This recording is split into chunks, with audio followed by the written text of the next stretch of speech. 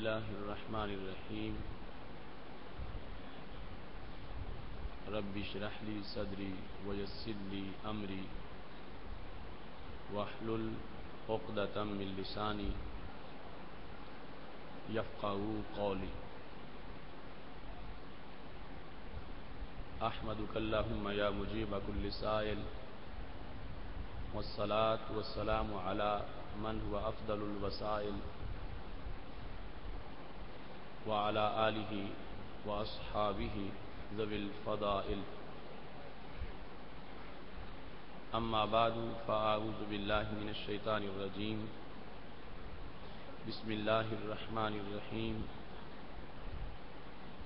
انہ لقرآن کریم فی کتاب مکنون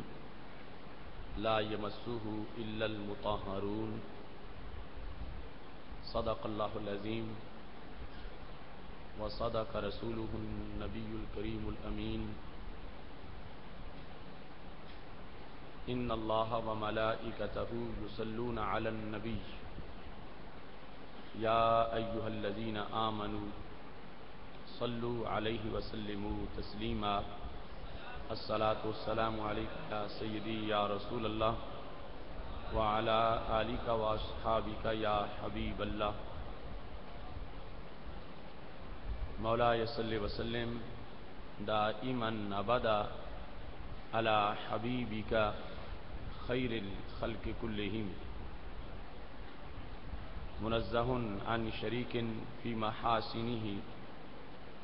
فجوهر الحسن فيه غير منقسم محمد تاج رسل الله قاطبة محمد صادق الأقوال والكلم محمد ذکرہ روح لانفسنا محمد شکرہ فرض علی الامم رب صل وسلم دائما ابدا علی حبیبک خیر الخلق کلہم اللہ تبارک و تعالی جل جلالہ وعم نوالہ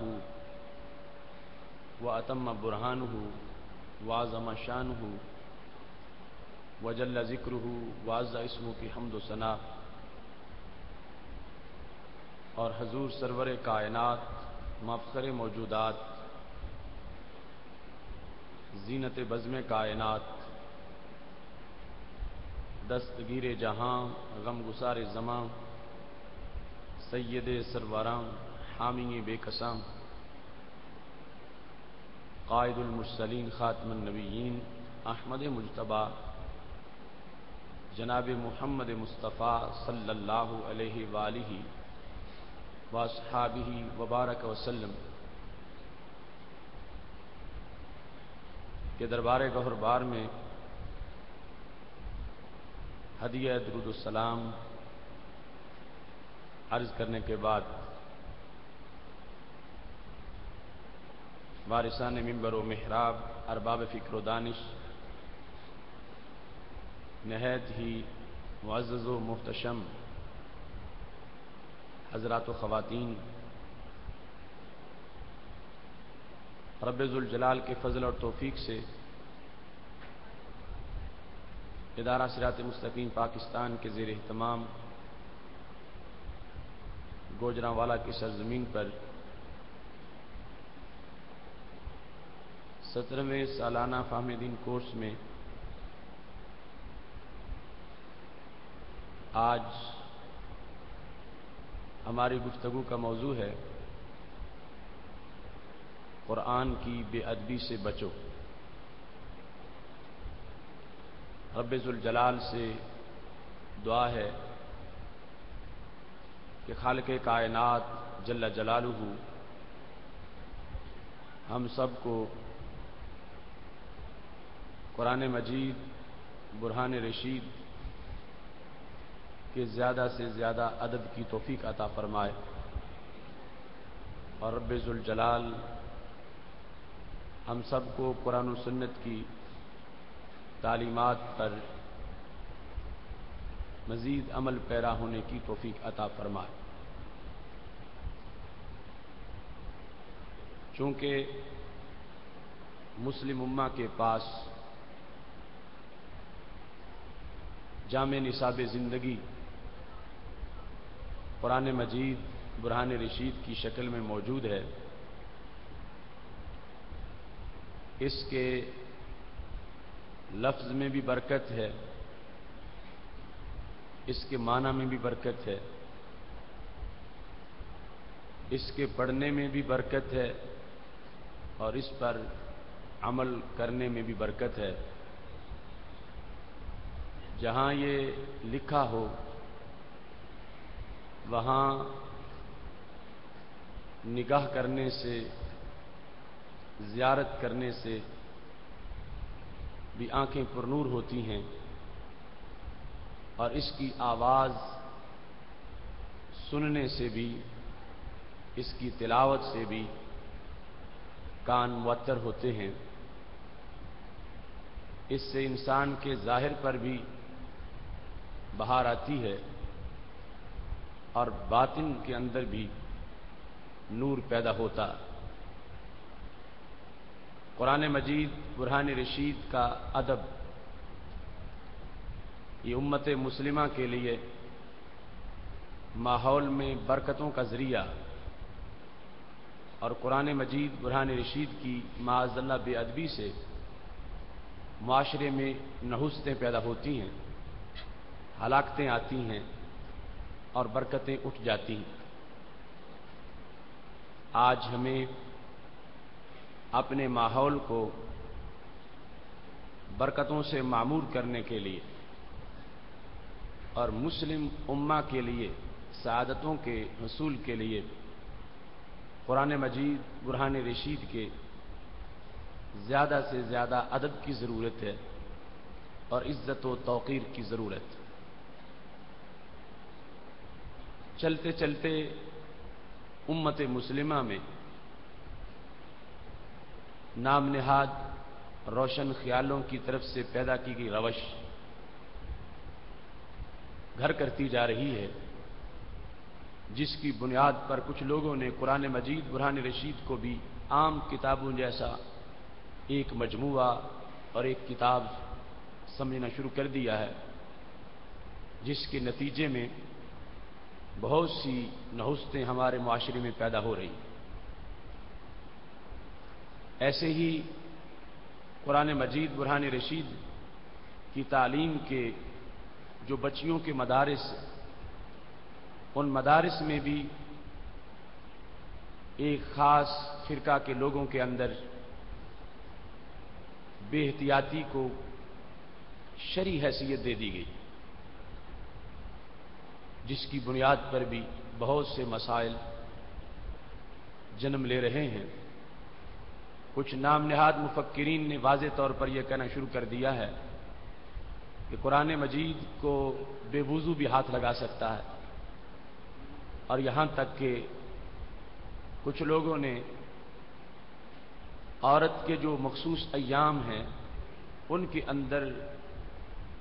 قرآن مجید برہان رشید کی تلاوت کی اجازت بھی دے دی ہے،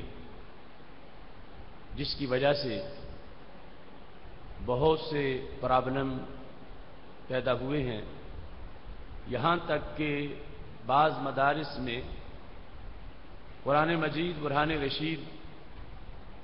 الماریوں سے یوں گرنے شروع ہو گئے کہ جتنا بھی اہتمام کیا گیا اس کے باوجود قرآن مجید کے گرنے کا عمل وہاں روکنا مشکل ہوا، اور یہ اس کتاب کا ان اعمال پر احتجاج تھا کہ جہاں پر بے احتیاطی کے ساتھ وہ حالت کہ جس میں قرآن مجید کی تلاوت جائز نہیں یا ہاتھ لگانا جائز نہیں، ان کو شرعی طور پر جواز کا حکم دیا جا رہا تھا۔ آپ یہ سمجھتے ہوں گے کہ اس مسئلے میں تو کسی کو اختلاف نہیں کرنا چاہیے تھا کہ اتنا واضح موقف ہے اور واضح مسئلہ ہے کہ قرآن اللہ کا کلام ہے، لوح محفوظ کا سندیسہ ہے، برکتیں، رحمتیں اور سعادتیں بانٹنے والی یہ کتاب ہے، اور یقیناً اس کے لیے رب ذوالجلال کا فرمان ہے لا یمسہ الا المطہرون، کہ اسے نہ ہاتھ لگائیں مگر وضو والے۔ اللہ کا یہ واضح فرمان موجود ہے، تو پھر کس طرح یہ ہو سکتا ہے کہ شرعی طور پر یہ فتویٰ دے دیا جائے کہ قرآن مجید برہان رشید کو بے وضو بھی ہاتھ لگا سکتا ہے، اور اس کی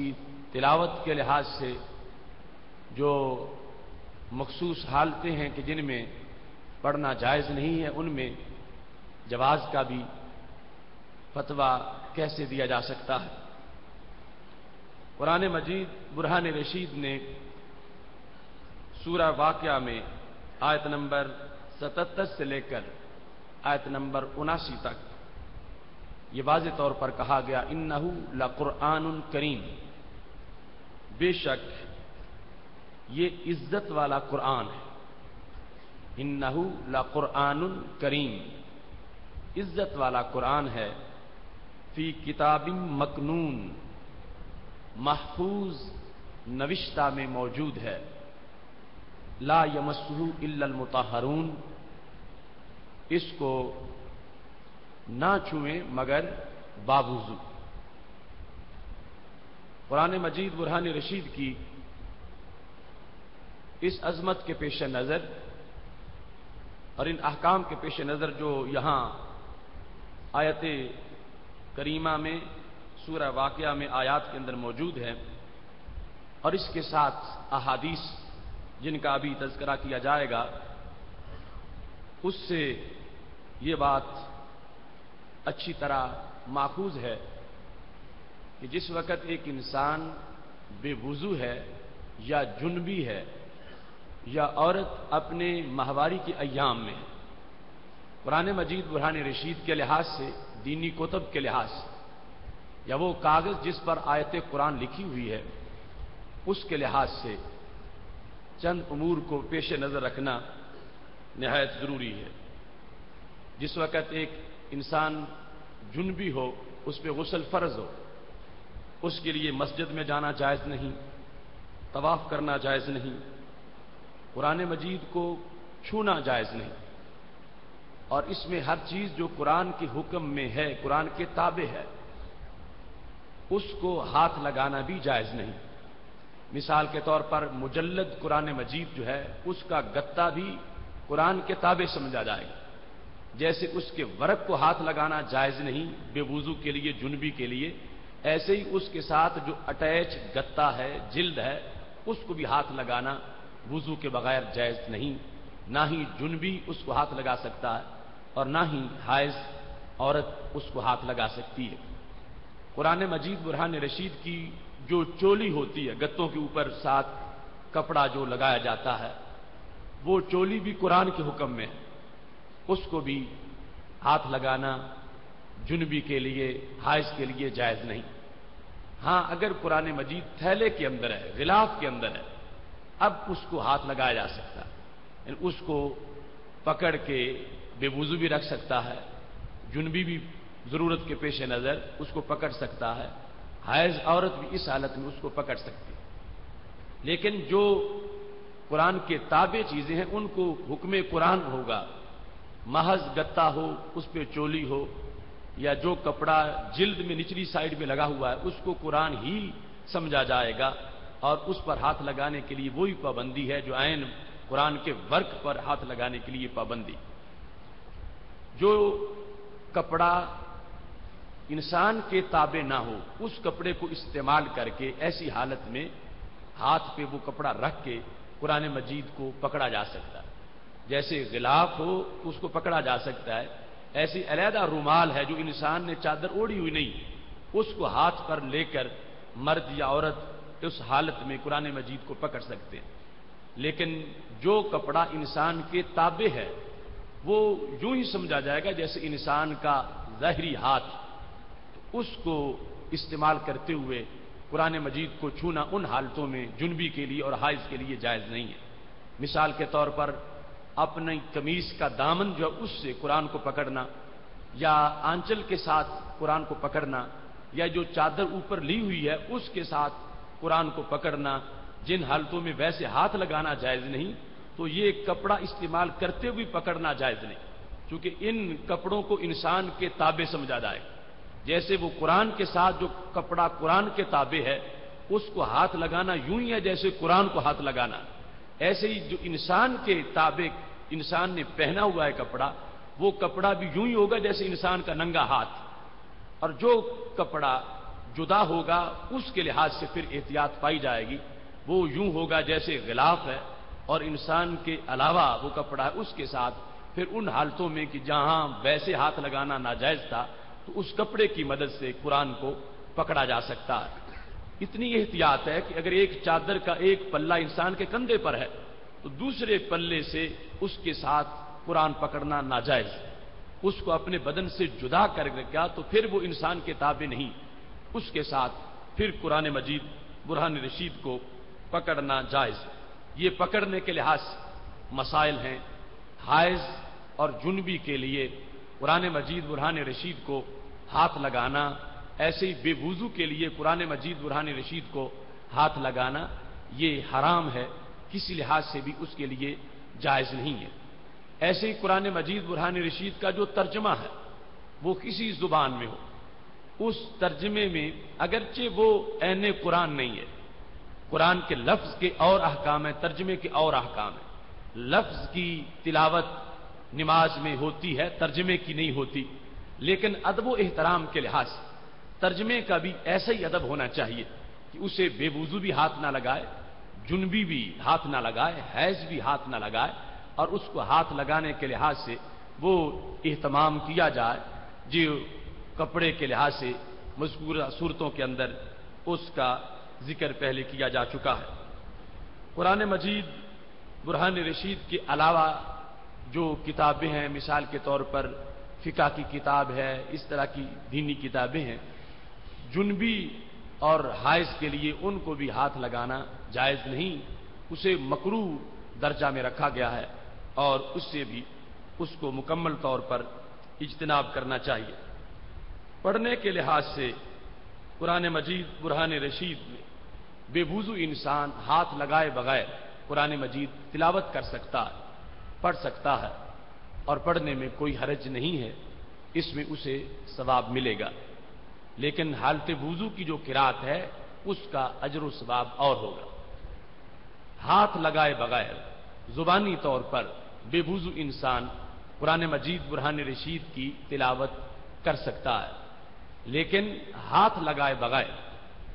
جنبی انسان جس پہ غسل فرض ہے وہ قرآن مجید کی تلاوت نہیں کر سکتا۔ اگر قرآن پڑھے گا تو اس کا یہ فعل حرام ہوگا۔ ایسے ہی وہ عورت جو حیض میں ہے یا نفاس میں ہے، اس حالت کے اندر اس کے لیے یہ جائز نہیں ہے کہ وہ زبان سے قرآن مجید کی تلاوت کرے، ہاتھ لگائے بغیر بھی اس کے لیے تلاوت کرنا ناجائز ہے۔ ان حالتوں کے اندر جنبی ہو، حائض ہو، نفاس والی عورت ہو، ان کے لیے قرآن مجید برہان رشید لکھنا یا قرآن مجید برہان رشید پڑھنا اس کی بھی اجازت نہیں ہے۔ ایسی صورت میں اگر کوئی معلمہ ہے پڑھانے والی تو وہ پورے رواں کے ساتھ اس کو نہیں پڑھ سکتی، جس طرح جوڑ کروایا جاتا اس طرح کر کے ایک ایک حرف ایسے پڑھایا جا سکتا ہے، ویسے اس کو پڑھنا مکمل لفظ یا آیت کے لحاظ سے تلاوت کرنا یہ نہ معلمہ کے لیے جائز ہے اور نہ ہی متعلمات کے لیے جائز ہے۔ اس سلسلہ میں بطور خاص اہتمام ہونا چاہیے اور توجہ ہونی چاہیے۔ قرآن مجید برہان رشید کے ان آداب کے پیش نظر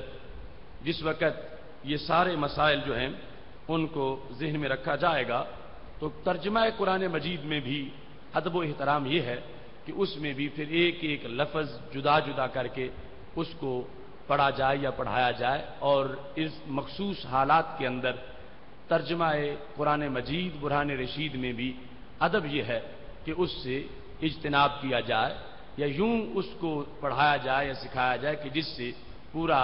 جملہ نہ بنتا ہو اور اس کے اندر دیگر ایسی چیزیں جو ترجمہ کے علاوہ ہیں ایسی امور کو داخل کر کے ایسی باتوں کو یا تشریحات کو پھر اس کے لیے کچھ نہ کچھ گنجائش ہو سکتی ہے۔ قرآن مجید برہان رشید کی آیات بطور ورد وظیفہ یا ذکر کے ان کی اجازت ان مخصوص حالات میں بھی موجود ہے، جس طرح کہ ابھی جامع ترمذی سے میں اس کی وضاحت پیش کروں گا۔ اگر کوئی شخص وہ کلمہ شریف پڑھتا ہے، درود شریف کا ورد کرتا ہے، وہ بے وضو حالت کے اندر بھی بسم اللہ برکت کے لیے اس نے پڑھا ہے، تو ایسی حالت میں اس کے تلفظ میں کوئی حرج نہیں ہے اور اس کو پڑھا جا سکتا ہے۔ جن حالتوں کے اندر عورت کے لیے قرآن پڑھنا جائز نہیں ہے یا مرد کے لیے قرآن پڑھنا جائز نہیں ہے، ان حالات میں مسجد میں جانا بھی جائز نہیں ہے۔ نہ جنبی مسجد میں داخل ہو سکتا ہے اور نہ ہی حیض نفاس والی عورت مسجد میں داخل ہو سکتی ہے۔ یہ بنیادی چند باتیں تھیں، ان کو ذہن میں رکھتے ہوئے اب قرآن مجید برہان رشید کے احکام اور رسول اللہ صلی اللہ علیہ وسلم کے فرامین کو پیش نظر رکھتے ہوئے ہم اپنے موضوع کو انشاءاللہ مکمل کریں گے۔ لیکن یہاں یہ بات ذہن میں رکھیں کہ جن لوگوں نے بے وضو ہاتھ لگانے کی اجازت دے دی، وہ غیر مقلدین کا طبقہ، جس میں ان کے نواب وحید الزمان نے اپنے ترجمہ قرآن میں سورہ واقعہ کی یہی آیات جو میں نے پڑھی ہیں، انہ لقرآن کریم فی کتاب مکنون لا یمس الا المطہرون، وحید الزمان نے اپنے ترجمہ کے حاشیہ نمبر 11 میں اس مقام پر یہ لکھا، قرآن کو بے وضو ہونے کی حالت میں چھونا جائز ہے۔ یہ ترجمے میں جو حواشی ہے اس کے اندر اس چیز کو اس نے لکھ دیا، اور لوگ تو ویسے ہی سہل پسندی کی طرف جاتے ہیں، جدھر چھٹی ملتی ہو ادھر جاتے ہیں۔ جس طرح کہ آج ڈاکٹر نالائق جیسے لوگ بھی اسی بات کو ہائی لائٹ کر رہے ہیں کہ کوئی بات نہیں، قرآن بھی عام کتابوں جیسا ہے، اس کو بے وضو بھی ہاتھ لگا سکتا ہے، اور اس طرح کی باتیں کی جا رہی ہیں۔ تو وحید الزمان کے ترجمہ کے اندر وہ آیات جو تقدس قرآن بیان کر رہی ہیں، انہی آیات کے ترجمے میں اس نے یہ لکھ دیا کہ بے وضو بھی اس کو ہاتھ لگا سکتا ہے اور اس میں کسی طرح کا کوئی حرج نہیں ہے۔ ایسے ہی دیگر فتاوی کے اندر حائض کے لحاظ سے انہوں نے اس مسئلے کو بیان کرتے ہوئے بھی بہت بے احتیاطی کی ہے۔ مثال کے طور پر یہ فتاوی ثنائیہ ہے غیر مقلدین کا، اس کی جلد نمبر 1، اس کے اندر بھی جب پوچھا گیا، سوال یہ تھا صفحہ نمبر 535 پر، حائضہ عورت قرآن شریف کے سوا دوسری اور کوئی کتاب مثلا اردو کی پہلی دوسری کتاب پڑھ سکتی ہے یا نہیں؟ تو جواب یہ دیا گیا، حائضہ قرآن مجید کو ہاتھ نہیں لگا سکتی، زبان سے پڑھ سکتی ہے، جبکہ اس کے لیے زبان سے پڑھنا بھی حرام ہے۔ لیکن آج ان کا عمل اس سے بھی آگے گزر گیا، اس فتویٰ میں آدھی چھٹی دی گئی کہ ہاتھ نہیں لگا سکتی مگر پڑھ سکتی ہے، حالانکہ پڑھنا بھی حائض کے لیے قرآن کی تلاوت حرام ہے۔ اس کے بارے میں ہمارے نبی علیہ السلام کا فرمان موجود ہے، لا تقرأ الحائض شیء من القرآن، حائض قرآن کا کچھ حصہ بھی نہیں پڑھ سکتی، تلاوت نہیں کر سکتی۔ تو انہوں نے اس حدیث کے خلاف یہ فتویٰ دے دیا کہ پڑھ سکتی ہے مگر ہاتھ نہیں لگا سکتی، اور آج ان کے مدارس میں معاذ اللہ یہاں تک یہ دیوبند کا مکتب فکر اور غیر مقلدین بات پہنچ گئی کہ اس چیز کو کوئی غلطی نہیں سمجھا جا رہا کہ جس وقت ایک عورت ایام مخصوصہ میں ہے کہ وہ قرآن مجید کو ہاتھ نہ لگائے اور جہاں قرآن لکھا ہوا ہے ان اوراق کا بھی احترام کرے، اس سے بھی مسئلہ آگے گزرتا جا رہا ہے۔ لیکن ہم نے قرآن و سنت کی روشنی میں اس مسئلے کی وضاحت اس لیے ضروری سمجھی کہ ہم یہ سمجھتے ہیں کہ ہماری ہر بیماری کا علاج قرآن میں موجود ہے، ہمارے ہر دکھ کا مداوا قرآن مجید میں ہے، ہر مسئلے کی وضاحت موجود ہے، اور جتنا ادب کریں گے، جتنا احترام کریں گے، اتنا ہی یہ قرآن نوازے گا، اور اس کی جتنی بے ادبی کی جائے گی اتنا ہی یہ چہرہ پھیر لے گا اور یہ دھتکار دے گا اپنے قریب آنے والوں کو کہ یہ بے ادبی کی وجہ سے روٹھ جاتا ہے، اور جتنا اس کا ادب ہوگا، احترام ہوگا، اتنا نوازے گا اور اپنی طرف سے اپنے پڑھنے والوں کو رحمتوں سے مالا مال فرمائے گا۔ اس سلسلہ میں قرآن مجید برہان رشید کی جو آیات سورہ واقعہ سے میں نے تلاوت کی، ان کو اب ذہن میں رکھیے اور یہاں جو مختلف احتمال ہیں ان کے لحاظ سے اس کی وضاحت سنیے۔ اول، لا یمسو الا المطہرون، اس کے ترجمے کے لحاظ سے باقاعدہ آج غیر مقلدین یہ جھگڑا کرتے ہیں کہ لا یمسو الا المطہرون سے یہ ثابت نہیں ہوتا کہ قرآن مجید کو وضو والے ہاتھ لگائے۔ وہ کہتے ہیں مطہرون سے مراد فرشتے ہیں، اور لا یمسہو میں جو ضمیر ہے اس سے مراد لوح محفوظ ہے، کہ اللہ تعالیٰ یہ فرما رہا ہے انہ لقرآن کریم، یہ عزت والا قرآن ہے،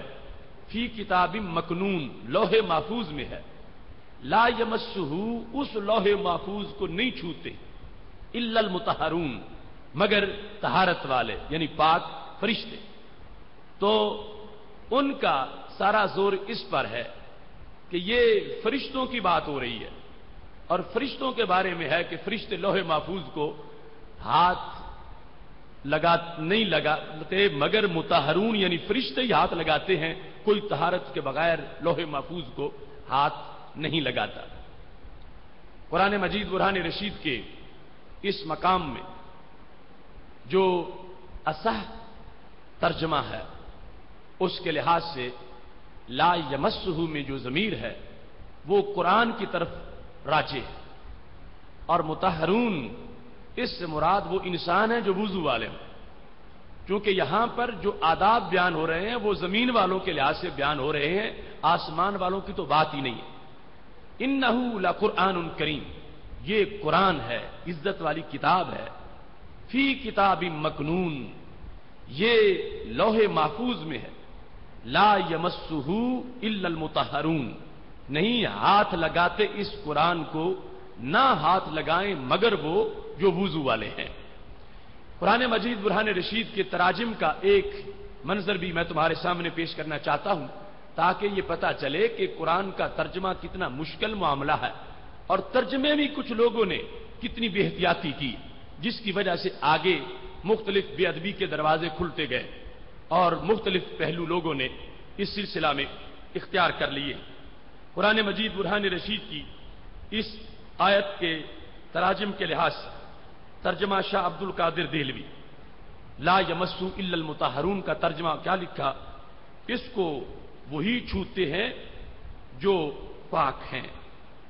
ترجمہ شاہ رفیع الدین، نہیں ہاتھ لگاتے اس کو مگر پاک۔ ترجمہ محمود الحسن، اس کو وہی چھوتے ہیں جو پاک بنائے گئے ہیں۔ ترجمہ اشرف علی تھانوی کہ اس کو بجز پاک فرشتوں کے کوئی ہاتھ نہیں لگانے پاتا۔ ترجمہ مرزا حیرت دہلوی کہ اس کو نہیں چھوتے مگر پاکیزہ لوگ۔ ترجمہ عبد الماجد دریابادی،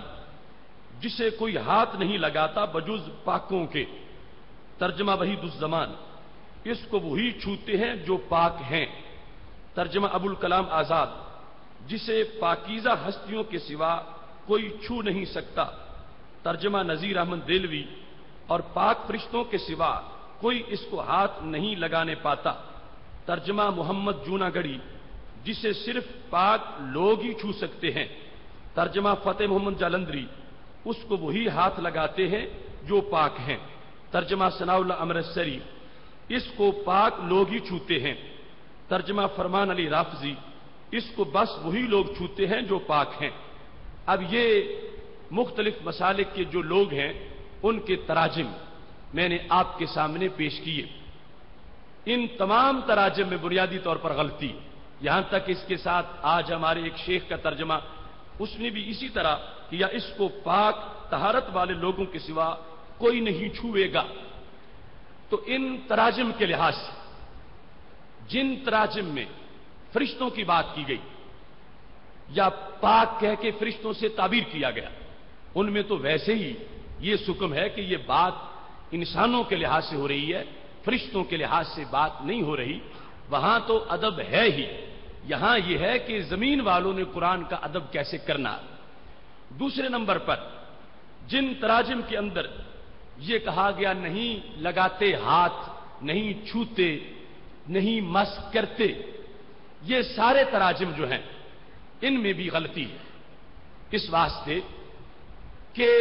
یہاں پر نفی ہے جو نہی کے معنی میں ہے، ایک ہوتی ہے نفی، ایک ہوتی ہے نہی، دونوں میں فرق ہے۔ آپ کہتے ہیں کہ وہ لاہور نہیں جاتا تو یہ نفی ہے، آپ کہیں تو لاہور نہ جا یہ نہی ہے۔ نفی اور چیز ہے، نہی اور چیز ہے، اور کبھی نفی نہی کے معنی میں ہوتی ہے۔ اب یہاں پر مفسرین کی دو رائے، ایک یہ ہے کہ لا یمسو یہ نفی ہے مگر نہی کے معنی میں ہے، اور دوسرا یہ ہے کہ یہ صیغہ ہی نہی کا ہے اور سین پر جو زبر ہے وہ بنا کا ہے۔ تو دونوں صورتوں میں اب ترجمہ کیا بنے گا؟ اسے نہ چھوئیں نہ ہاتھ لگائیں مگر پاک، یعنی وضو والے۔ اگر ترجمہ یہ کریں گے نہیں چھوتے نہیں ہاتھ لگاتے تو کوئی دہریہ اعتراض کر سکتا کہ تم کہتے ہو تمہارے قرآن کی یہ خبر ہے کہ قرآن کو صرف وضو والے ہی ہاتھ لگاتے ہیں، تو یہ تو خبر معاذ اللہ واقعے کے مطابق نہیں، کیونکہ بغیر وضو میں بھی اس کو ہاتھ لگا بیٹھتے ہیں، اس کو کافر بھی پکڑ لیتے ہیں۔ اور اگر ترجمہ یہ کریں کہ اس کو وضو والے ہی ہاتھ لگاتے ہیں پھر تو اللہ کی طرف سے خبر آئی، اور خبر کی خلاف ورزی نہیں ہو سکتی جو رب کی خبر ہو۔ اس کی سچائی کیا ہے کہ جو بے وضو ہاتھ لگانے لگے تو ہاتھ ٹوٹ جائے، حالانکہ ہاتھ نہیں ٹوٹتا، اس کو بے وضو بھی ہاتھ لگا لیتا ہے، جرم کرتا ہے، اس کو کافر بھی پکڑنا چاہے تو پکڑ لیتا ہے۔ تو اگر رب کی طرف سے یہ خبر آئی ہوئی ہو کہ اس کو وضو کے بغیر کوئی ہاتھ نہیں لگاتا تو پھر کسی کا ہاتھ لگنا ہی نہیں چاہیے تھا، جبکہ لگ جاتا ہے تو پتا چلا کہ یہ خبر نہیں ہے، یہ نفی نہیں ہے، یہ نہی ہے۔ اللہ روک رہا ہے کہ نہ لگاؤ، اس کو ہاتھ اس حالت میں نہ لگاؤ۔ اب آگے کوئی خلاف ورزی کر رہا ہے تو وہ رب کے حکم کو نہیں مان رہا۔ اب قرآن پر تو اعتراض نہیں ہوگا کہ قرآن نے ایک خبر دی تھی اور وہ خبر واقع میں صحیح نہیں ہے، اب خبر نہیں ہوگی، اب نہی ہوگی، اور نہی کا تعلق انشاء سے ہے، نہی جو ہے وہ خبر نہیں ہوتی، وہ انشاء ہے۔ اس واسطے صدق و کذب کا احتمال خبر میں ہوتا ہے، انشاء میں نہیں ہوتا۔ اب جس وقت آپ یہ کہیں کہ وہ لاہور نہیں جاتا، اس میں تو دو احتمال ہیں کہ یہ بات سچی ہے یا جھوٹی ہے۔ جب آپ کہیں تو لاہور نہ جا تو اس میں احتمال ہی نہیں کہ کوئی کہے کہ تم جھوٹ بول رہے ہو، کیونکہ یہ نہی ہے، نہی میں جھوٹ آ ہی نہیں سکتا۔ وہ ایسی چیز ہی نہیں ہے کہ جو صدق و کذب یعنی اس کے اندر ایسی صورتحال پائی جا سکے، اس پر جھوٹ کا الزام آ سکے۔ اس بنیاد پر جتنے تراجم میں نے آپ کے سامنے ابھی پڑھے، کسی ترجمے میں 2 خرابیاں ہیں، کسی میں 1 خرابی ہے۔ اگر اردو زبان و ادب کے لحاظ سے دیکھنا چاہو گے کہ ترجمہ کرتے وقت قرآن و سنت کی ترجمانی کس نے کی ہے تو پھر امام احمد رضا بریلوی کے دروازے پہ جانا پڑے گا۔ کیسا انداز ہے ترجمہ کرنے کا۔ باقی سارے تراجم تم نے اپنے انداز میں دیکھے۔ اعلی حضرت فاضل بریلوی رحمۃ اللہ علیہ نے جب اس کا ترجمہ کیا تو کیا انداز تھا؟ فرمایا اسے نہ چھوئیں مگر باوضو، اسے نہ چھوئیں، یہ نہیں کہ نہیں چھوتے، نہ چھوئیں یہ نہی ہے، اسے نہ چھوئیں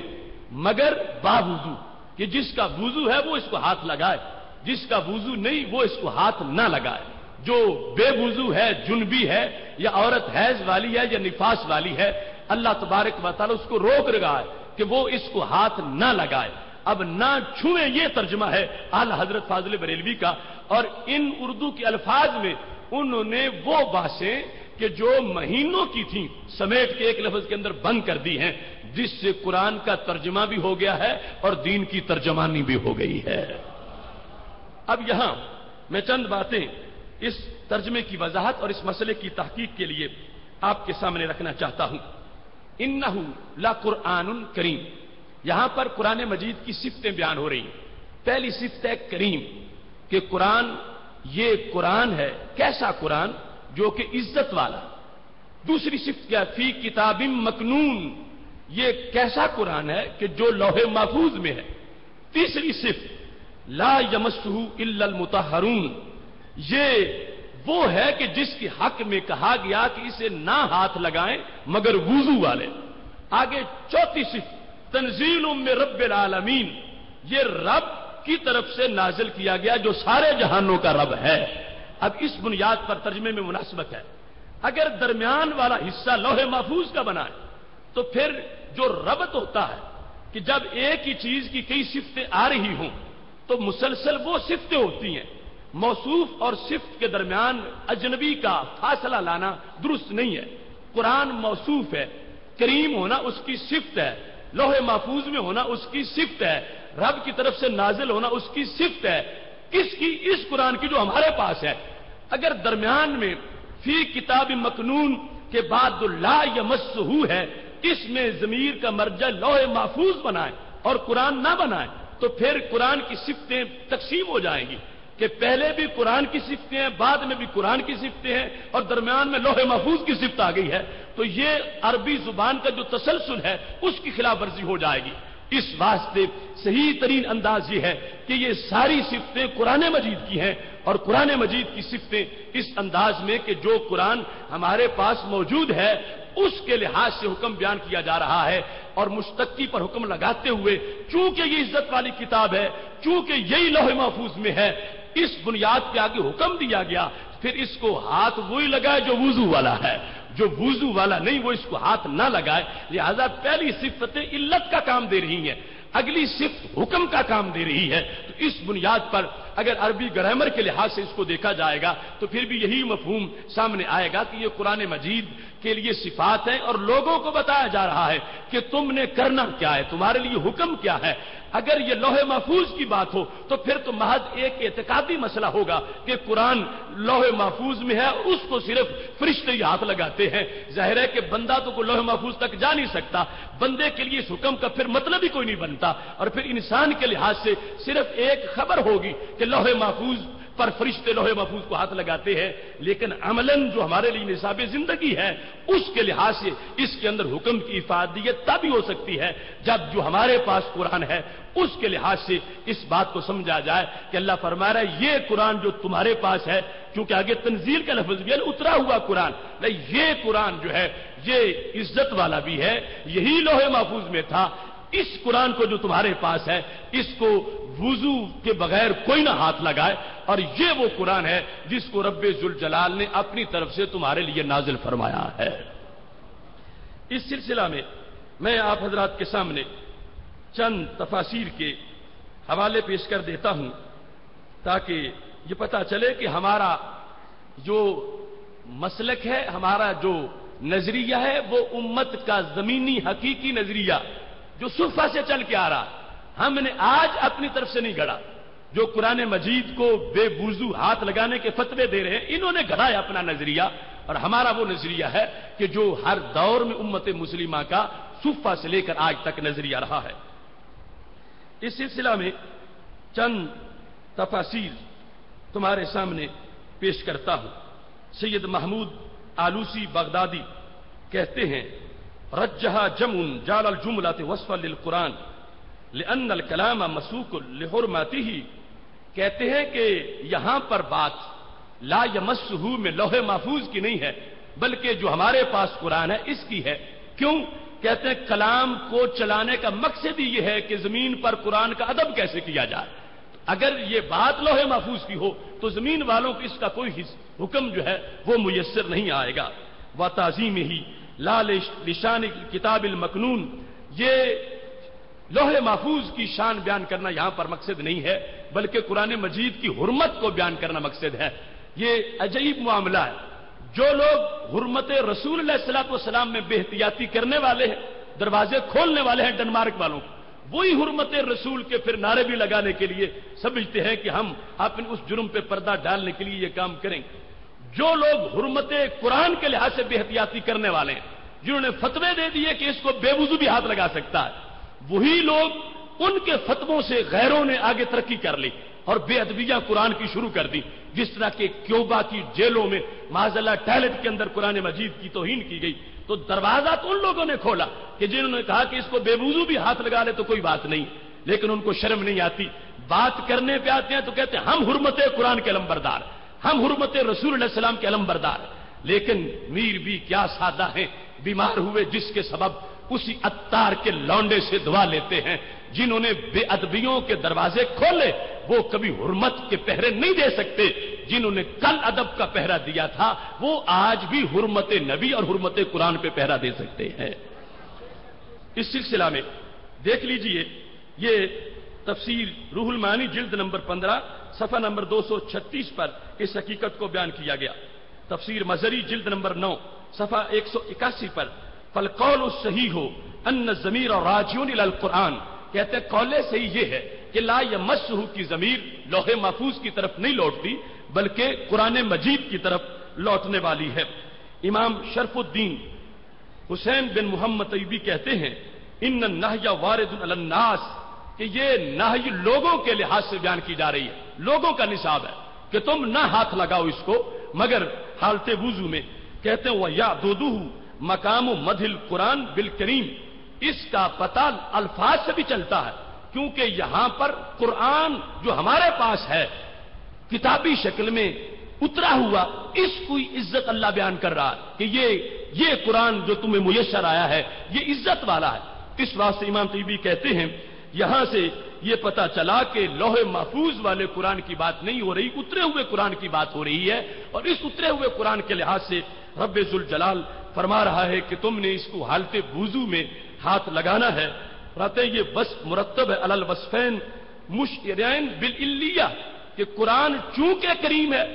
قرآن چونکہ لوح محفوظ میں رہا ہے، اس واسطے اس کو وضو والے ہی ہاتھ لگائے، یعنی پہلی صفتیں بطور علت کے ہیں، آگے جو ہے وہ حکم اس کا بیان ہو رہا ہے۔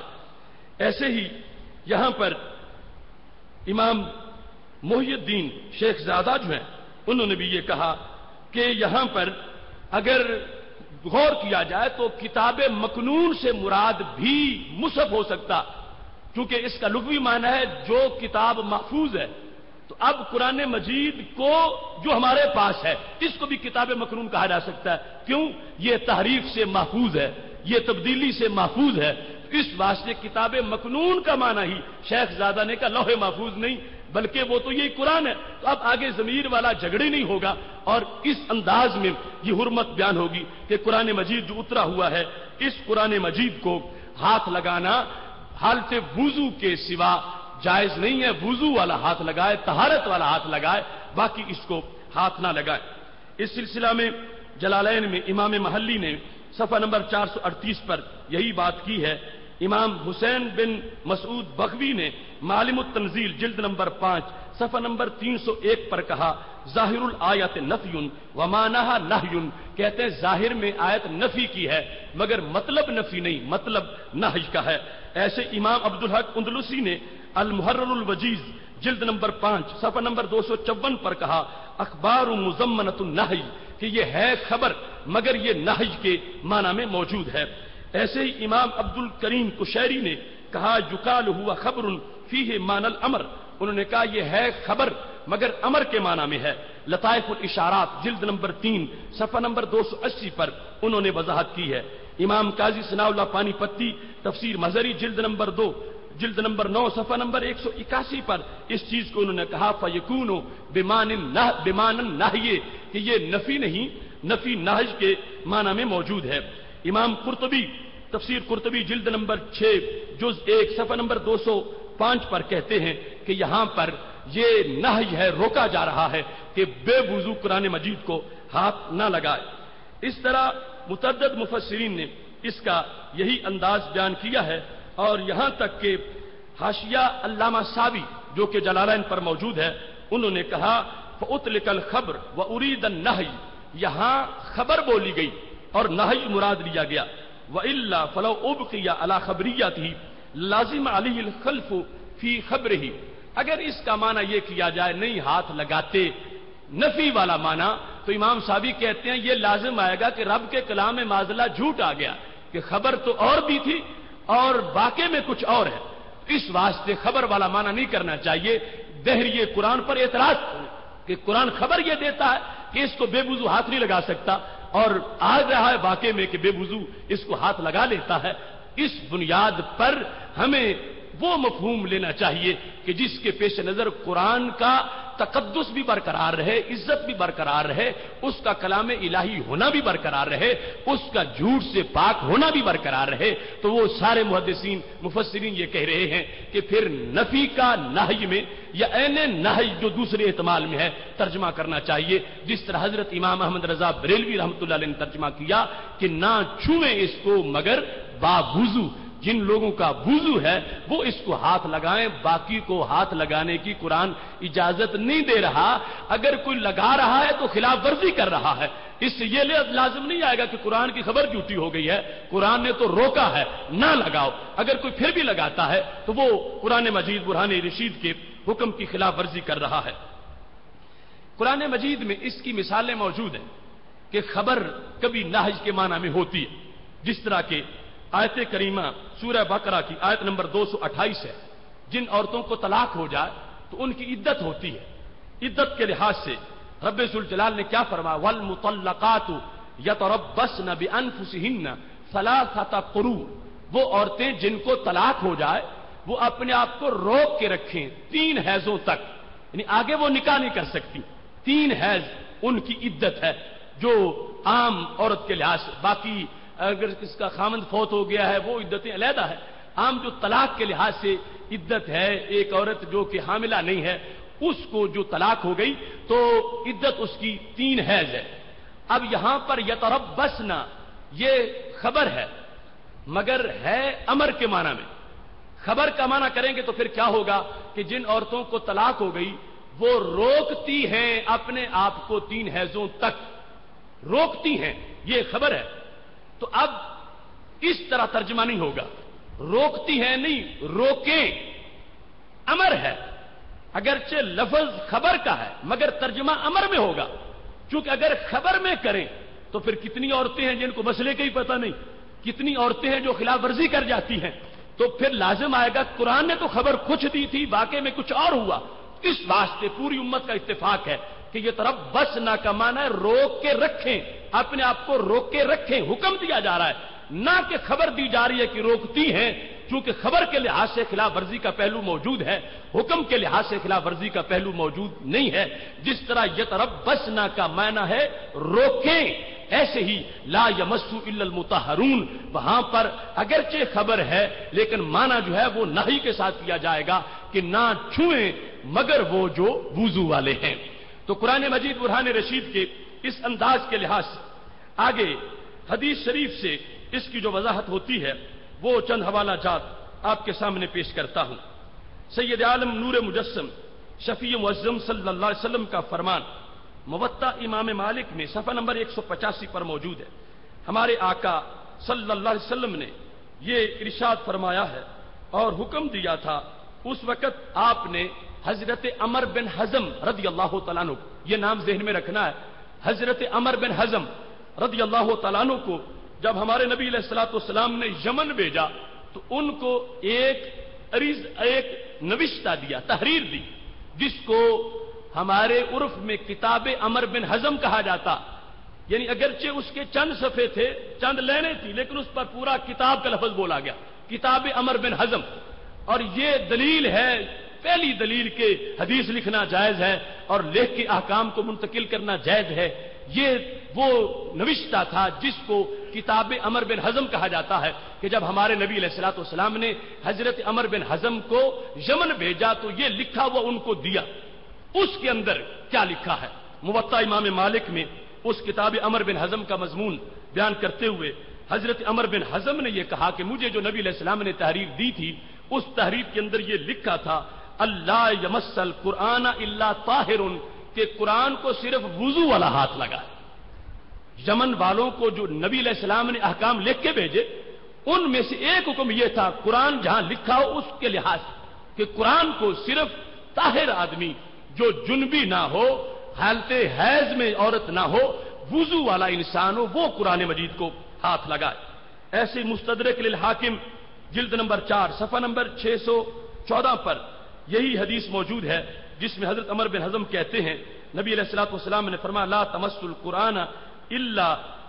القرآن الا وانت طاہر، کہ اے عمر بن حزم تو نے قرآن کو جو ہاتھ لگانا ہے تو وضو کی حالت میں ہاتھ لگانا ہے. ان کو خطاب کرتے ہوئے ہمارے نبی علیہ الصلوۃ والسلام نے فرمایا. اور اس حدیث کی سند کے لحاظ سے امام حاکم نے کہا کہ یہ صحیح الاسناد ہے اور اس میں کوئی کمزوری نہیں ہے. ایسے ہی حضرت عمر بن حزم والی یہ حدیث مشکات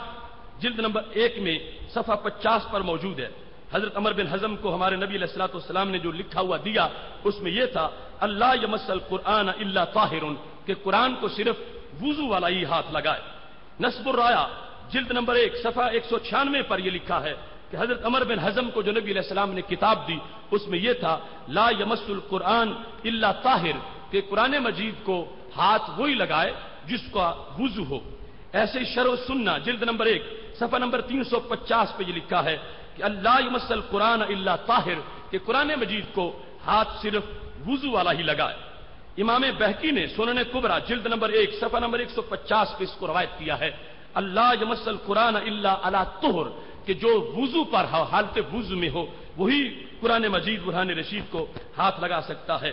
امام دارقطنی نے سنن دارقطنی کے اندر جلد نمبر 1 صفحہ نمبر 92 پر اس کو روایت کیا کہ نبی اکرم نور مجسم شفیع معظم صلی اللہ علیہ وسلم کا فرمان ہے عمر بن حزم کو کہ صرف طاہر ہی قرآن کو ہاتھ لگا سکتا ہے. اور امام دارقطنی نے یہاں پر پورا باب ہی یہ لکھا باب نہی المحدث عن مس القرآن، کہ جو بے وضو ہو اس کو قرآن کا مس کرنے کی نہج کا جو باب ہے، قرآن کو ہاتھ لگانے سے جو روکا گیا ہے وہ باب قائم کر کے اس کے نیچے امام دارقطنی نے اس حدیث کو ذکر کیا ہے.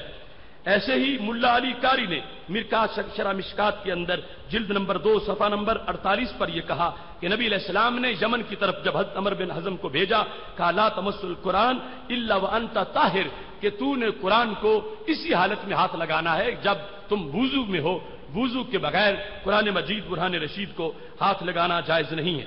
ایسے ہی صحیح ابن حبان جو حدیث کی کتاب ہے اس کے اندر حدیث نمبر 6568 ہے کہ نبی علیہ الصلوۃ والسلام نے فرمایا کہ بے وضو قرآن کو ہاتھ نہ لگائے، اس کے لیے ناجائز ہے. امام ابن عبد البر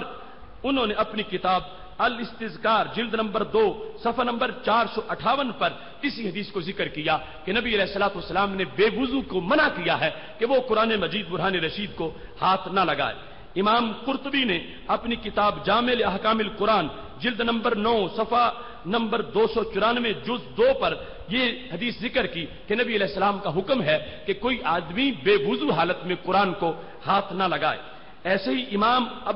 عبد الحق بن غالب بن عطیہ اندلسی انہوں نے اپنی کتاب المحرر الوجیز جلد نمبر 5 صفحہ نمبر 252 پر یہ چیز ذکر کی کہ نبی علیہ السلام کا فرمان ہے کہ جو بے وضو ہو اس کے لیے قرآن کو ہاتھ لگانا جائز نہیں ہے. ایسے ہی حافظ ابن کثیر دمشقی انہوں نے اپنی تفسیر ابن کثیر میں جلد نمبر 4 صفحہ نمبر 319 پر اس چیز کو ذکر کیا کہ نبی علیہ الصلوۃ والسلام کا فرمان ہے کہ کوئی بندہ بے وضو حالت میں قرآن کو ہاتھ نہ لگائے، قرآن کو ہاتھ لگانا صرف وضو والے کے لیے جائز ہے. اب یہ وضو ابتدا ہے اور جب بے وضو نہیں لگا سکتا تو جنبی تو بطری کے اولا نہیں لگا سکتا، کیونکہ بے وضو ہے چھوٹی حدث اور جنبی ہونا ہے بڑا معاملہ. یعنی بے وضو تو وضو کر لے گا تو جائز ہو جائے گا، جنبی تو غسل کرے گا تو پھر جا کے جائز ہوگا. تو اس سے پتا چلا جب بے وضو ہاتھ نہیں لگا سکتا تو جنبی تو بطری کے اولا نہیں لگا سکتا. حیض یا نفاس والی عورت تو بطری کے اولا قرآن مجید کو ہاتھ نہیں لگا سکتی. یہ اب کتنے حوالہ جات میں آپ کے سامنے تدریج کے ساتھ پیش کر رہا ہوں کہ پوری امت اس موقع پر قائم رہی ہے کہ یہ قرآن عزت والی کتاب ہے. اس کی عزت کا تقاضا یہ ہے کہ جس کا وضو ہو وہ اس کو ہاتھ لگائے اور جس کا وضو نہیں ہے وہ قرآن مجید برہان رشید کو ہاتھ نہ لگائے. بے وضو زبانی پڑھ سکتا ہے مگر جنبی زبانی بھی نہیں پڑھ سکتا، حیض نفاس والی عورت زبانی بھی نہیں پڑھ سکتی اور ہاتھ لگانا ویسے ہی جائز نہیں ہے. ایسے ہی تفسیر در منصور جلد نمبر 8 صفحہ نمبر 27 پر امام سیوطی لکھتے ہیں کہ نبی علیہ الصلوۃ والسلام کا فرمان ہے کہ صرف وضو والا قرآن مجید کو ہاتھ لگا سکتا ہے. ایسے ہی معالم التنزیل جلد نمبر 5 صفحہ نمبر 301 پر نبی علیہ الصلوۃ والسلام کا یہ فرمان ذکر کیا گیا ہے کہ سرکار نے عمر بن حزم کو جو لکھا ہوا دیا تھا اس میں یمن والوں کو یہ حکم دیا تھا کہ کوئی بندہ حالت جنابت میں یا حالت حیض میں عورت یا بے وضو قرآن مجید کو ہاتھ نہیں لگا سکتا۔ ایسے ہی قاضی ثناء اللہ پانی پتی تفسیر مازری میں اس میں لا یمس الا المطہرون کی تفسیر میں انہوں نے اس حدیث کو ذکر کیا، کاتب الی اہل الیمن کتابا، کہ نبی علیہ السلام نے یمن والوں کو ایک خط لکھا، اس خط کے اندر ہمارے نبی علیہ الصلوۃ والسلام نے فرمایا کہ قرآن کو صرف وضو والا ہی ہاتھ لگا سکتا ہے۔ تفسیر سمرقندی جلد نمبر 3 صفحہ نمبر 376 پر یہ حدیث شریف موجود ہے کہ جس میں یہ واضح طور پر کہا گیا کہ رسول اللہ صلی اللہ علیہ وسلم کا فرمان ہے کہ کوئی بندہ حالت جنابت میں قرآن مجید کو ہاتھ نہیں لگا سکتا، حالت حیض میں عورت ہاتھ نہیں لگا سکتی، بے وضو بھی قرآن مجید کو ہاتھ نہیں لگا سکتا۔ تو یہ اس وقت میں نے آپ کے سامنے 19 تفاسیر حدیث کی کتابوں کے حوالہ جات پیش کیے کہ جن کے اندر واضح طور پر یہ فرمان ہمارے نبی علیہ الصلوۃ والسلام کا موجود ہے کہ آپ نے فرمایا اجازت نہیں ہے۔ جب سرکار روکے تو کسی کے پاس اتھارٹی کیا ہے کہ وہ اپنی طرف سے کہے کہ قرآن مجید کو بے وضو بھی ہاتھ لگا لیں؟ ادھر رب کا فرمان ہے، ادھر نبی علیہ السلام کا فرمان ہے، پھر قرآن کے قرآن ہونے کا تقاضا بھی ہے، امتی اور قرآن پر عمل کرنے والے کی جو ضمیر ہے اس کا بھی تقاضا ہے کہ یہ عزت والی کتاب ہے، اس کتاب کو وضو کے بغیر ہاتھ لگانا انسان کا ضمیر بھی اس کی اجازت نہیں دے۔ اب یہاں پر اس حدیث شریف کو جو میں نے اتنے حوالوں سے بیان کی، اس کی فنی حیثیت کو بھی بیان کرنا چاہتا ہوں۔ ملا علی قاری نے کہا قال ابن حجر ورواہ الحاکم اسناد علی شرط صحیح، کہ یہ حدیث جو ہے یہ صحیح کی شرط پر ہے، اس کی سند صحیح ہے اور صحیح کی شرائط پر ہے، وشواہد کثیرہ، اس کے لیے اور بھی بہت سے اس کی تاکید میں بہت سی حدیثیں موجود ہیں جس سے اس کے مضمون کو تقویت ملتی ہے۔ اس بنیاد پر اس کو امام نووی اگرچہ انہوں نے ضعف کا قول دیا مگر جو کثرت شواہد ہیں اس کی بنیاد پر یہ کہا گیا صحیح الاسناد، یہ صحیح ہے، جو حکم ثابت ہو رہا ہے وہ لازم ہے، لہذا بے وضو کے لیے قرآن مجید برہان رشید کو ہاتھ لگانا جائز نہیں ہے۔ امام ابن عبد البر مالکی نے اپنی کتاب التمہید کے اندر یہ کہا ہے کہ تلقى جمہور العلماء لہو بالقبول، کہ ساری امت کے علماء نے اس کو قبول کیا۔ تو جب امت کے علماء نے، ائمہ نے، محدثین نے، فقہاء نے اس حدیث کو قبول کیا ہے تو اس حدیث کو قبول کرنے کا مطلب یہ ہے کہ وہ اس کو ضعیف نہیں مانتے تھے، انہوں نے قبول کیا، امت نے ہر دور کے اندر امت کے ائمہ جو تھے، اس واسطے اس میں کسی لحاظ سے کسی کمزوری کی طرف کوئی اشارہ نہیں کرنا چاہیے اور اس پر عمل کرنا چاہیے۔ امت کے ائمہ نے امام مالک، امام شافعی، امام ابو حنیفہ، امام سفیان ثوری، امام اوزاعی، امام احمد بن حنبل، ایسے کبار علماء سب اس کو قبول کرتے آئے ہیں اور سب اس پر عمل کے قائل ہیں۔ اس بنیاد پر آج یہی موقف امت کا نمائندہ موقف ہے کہ قرآن مجید برہان رشید کو وہی ہاتھ لگائے جو حالت وضو میں ہے، بے وضو کے لیے قرآن کو چھونا جائز نہیں ہے۔ یہ ایک حدیث تھی جس کے مختلف حوالے اور اس کی سند کی حیثیت میں نے مختصر آپ کے سامنے بیان کی۔ اس کے موضوع کی دوسری حدیث وہ حضرت عبداللہ بن عمر رضی اللہ تعالی عنہ، پہلے تھے عمر بن حزم جن کو نبی علیہ السلام نے یمن بھیجا اور ان کو یہ تحریر دی کہ جس میں یہ لکھا تھا کہ بے وضو قرآن کو ہاتھ نہ لگائے۔ اب یہ حدیث شریف اس میں حضرت عبداللہ بن عمر جو حضرت سیدنا عمر رضی اللہ تعالیٰ عنہ کے بیٹے ہیں ان کا فرمان ہے کہ نبی علیہ الصلوۃ والسلام نے ارشاد فرمایا ہے لا یمس القرآن الا طاہر، کہ قرآن کو صرف وضو والا ہاتھ لگائے۔ یہ حدیث سنن کبریٰ کے اندر موجود ہے جس میں باب ہے کہ بے وضو قرآن کو ہاتھ نہ لگائے۔ اس باب کے اندر امام سنن کبریٰ کے اندر امام بہقی نے اس کو ذکر کیا ہے۔ ایسے ہی یہ حدیث شریف جو ہے در منصور جلد نمبر 8 صفحہ نمبر 28 پر بھی ہے۔ یہی حدیث شریف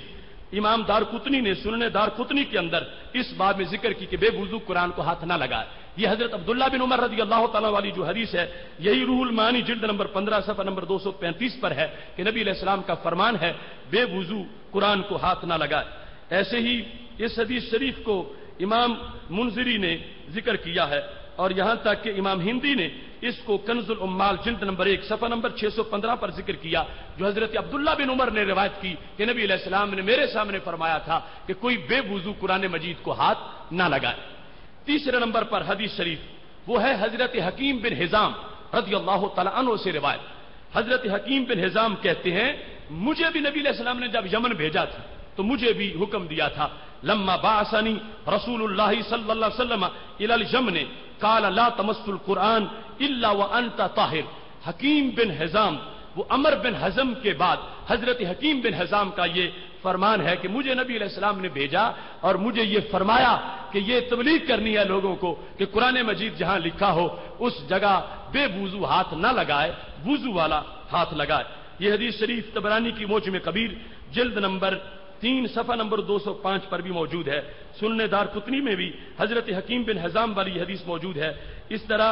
یہ کنز الامال کے اندر بھی یہ جلد نمبر 1 صفحہ نمبر 615 پر یہ حدیث شریف موجود ہے جس میں حضرت حکیم بن حزام کہتے ہیں کہ میرے سامنے کی بات ہے کہ جب نبی علیہ الصلوۃ والسلام نے مجھے یمن روانہ کیا تھا تو مجھے جو ہدایات تھی ان میں سے یہ بھی تھی کہ وضو والا قرآن کو ہاتھ لگائے, وضو کے بغیر کوئی بھی قرآن مجید کو ہاتھ نہ لگائے.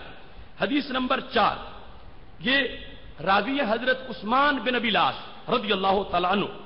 یہ اپنا جو سرکار سے سنا تھا وہ بیان کرتے ہیں. اور یہ حدیث شریف جو ہے اس کو امام طبرانی نے موجم کبیر جلد نمبر 9 صفحہ نمبر 44 پر ذکر کیا ہے کہ رسول اللہ صلی اللہ علیہ وسلم نے فرمایا ہے لا تمس القرآن الا وانت طاہر, کہ تم قرآن مجید کو ہاتھ اسی صورت میں لگاؤ جب تمہارا وضو ہو, وضو کے بغیر قرآن مجید برہان رشید کو ہاتھ نہ لگاؤ. یہ حدیث شریف کنز الامال میں بھی جلد نمبر 1 صفحہ نمبر 621 پر موجود ہے کہ جس میں حضرت عمر بن ابی العاص جو ہے عثمان بن ابی العاص ان کو نبی علیہ الصلوۃ والسلام نے حکم دیا کہ تم یہ یاد رکھو, لوگوں تک پہنچاؤ کہ قرآن مجید کو ہاتھ وہی لگائے کہ جس کا وضو ہو, بے وضو انسان قرآن مجید کو ہاتھ نہ لگائے. حدیث نمبر 5 حضرت عبد الرحمن بن یزید کہتے ہیں کننا مع سلمان فی حاجۃ, ہم حضرت سلمان فارسی رضی اللہ تعالیٰ عنہ کے ساتھ ایک مہم پر موجود تھے. فذهب یقضی حاجتہ, وہ قضائے حاجت کرنے کے لیے گئے یعنی پاخانہ کے لیے گئے. کہتے ثم رجع, پھر وہ واپس آئے. فقلنا له توضا یا ابا عبد اللہ لعلنا ان نسألک عن آیۃ من القرآن, ہم نے کہا وضو کر لو اس واسطے کہ ہم آپ سے کوئی مسئلے پوچھیں گے, کوئی قرآنی آیت پوچھیں گے تو آپ وضو کر لیں تاکہ آپ ہمیں جواب دے سکیں. تو حضرت سلمان فارسی رضی اللہ تعالی عنہ نے کہا فاسألوا, تم مجھ سے پوچھو. فإنی لا امسہ, اس واسطے کہ میں نے کوئی قرآن کو ہاتھ لگا کے جواب نہیں دینا, میں نے زبانی جواب دینا ہے. تو زبانی جواب بے وضو بھی دے سکتا, اگر میں نے ہاتھ لگانا ہوتا تو پھر میں وضو کرتا. تو حضرت سلمان فارسی رضی اللہ تعالی عنہ جو صحابی رسول صلی اللہ علیہ وسلم ہے, جب انہیں وضو کے لیے کہا گیا کہ آپ نے چونکہ زبان سے آیت پڑھنی ہے تو وضو کر لو, اگرچہ وہ وضو کا ہمیشہ التزام کرنے والے لیکن یہ فقہی مسئلہ ظاہر کرنے کے لیے انہوں نے کہا کہ میں نے زبان سے ہی پڑھنی ہے, میں نے کوئی ہاتھ تو نہیں لگانا, اگر ہاتھ لگانا ہوتا پھر تو میں وضو کر لیتا, چونکہ میں نے زبان سے پڑھنی ہے اور زبان سے قرآن مجید برہان رشید بے وضو انسان بھی پڑھ سکتا ہے. تو اس سے بھی واضح طور پر حضرت سلمان فارسی نے بھی اپنی گواہی پیش کی کہ بے وضو آدمی قرآن مجید برہان رشید کو ہاتھ نہیں لگا سکتا. اسی مضمون کی 6ٹھی حدیث شریف وہ مشہور حدیث ہے, حضرت انس بن مالک رضی اللہ تعالیٰ عنہ روایت کرتے ہیں جو حضرت عمر رضی اللہ تعالیٰ عنہ کے ایمان لانے کا واقعہ,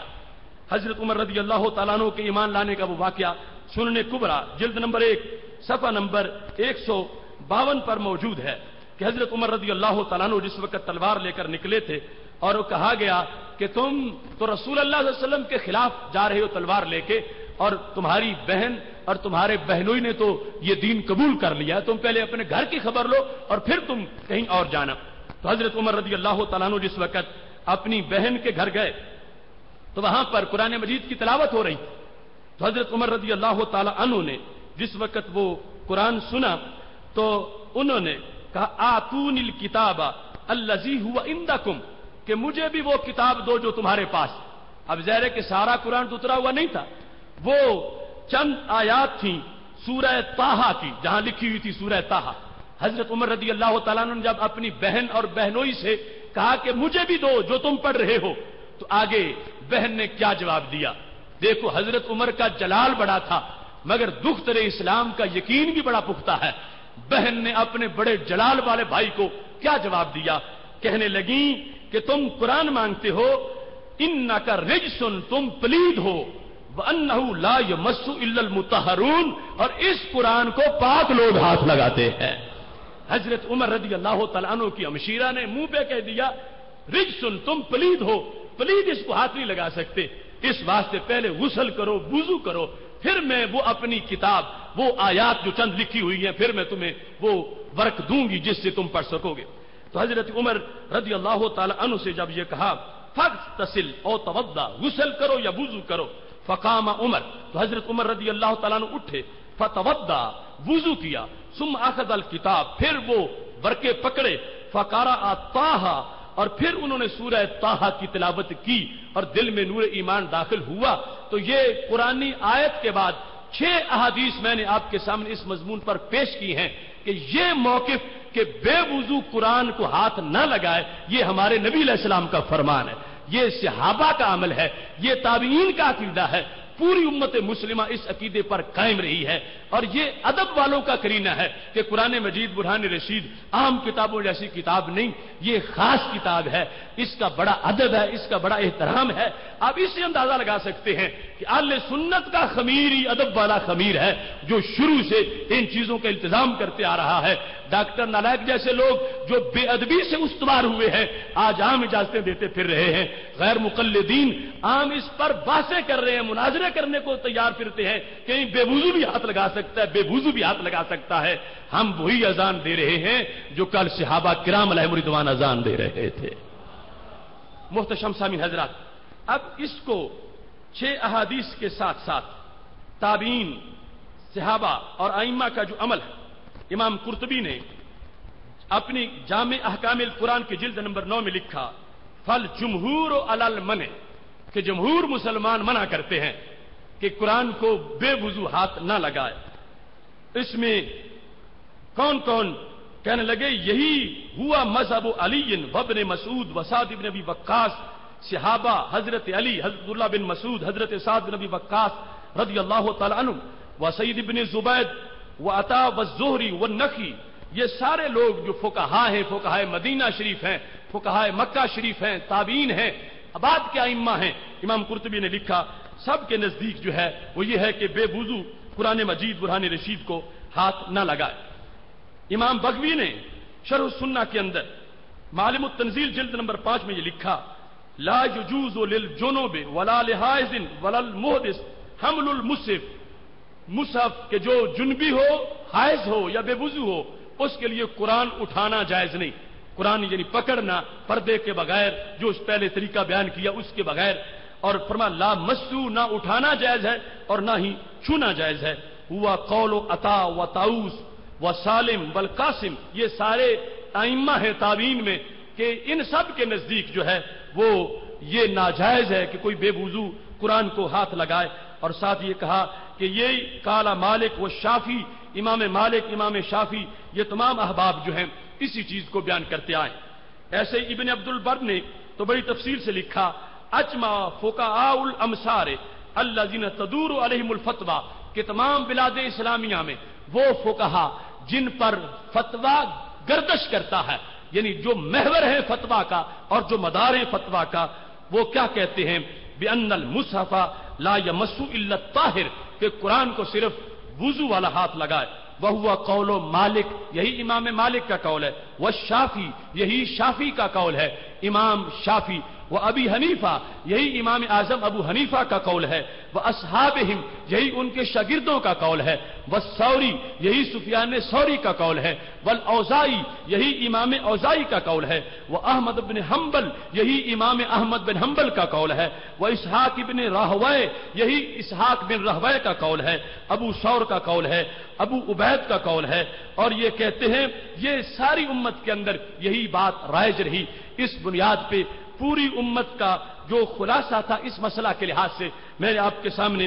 اختصار کے ساتھ اس کو بیان کیا، اور یہاں تک تفسیر مظہری میں لکھا ہے قدن قد الاجماع، اس پر اجماع قائم ہے پوری امت اس پر متفق ہے انہ لا یجوز مس المصحف للجنب والحائض ولا للنفساء ولا للمحدث، کہ ساری امت اس بات پر اجماع کیے ہوئے، اتفاق کیے ہوئے ہے کہ قرآن مجید کو نہ جنبی ہاتھ لگا سکتا ہے، نہ حیض والی عورت لگا سکتی ہے، نہ نفاس والی عورت لگا سکتی ہے، اور نہ ہی بے وضو انسان قرآن مجید برہان رشید کو ہاتھ لگا سکتا ہے۔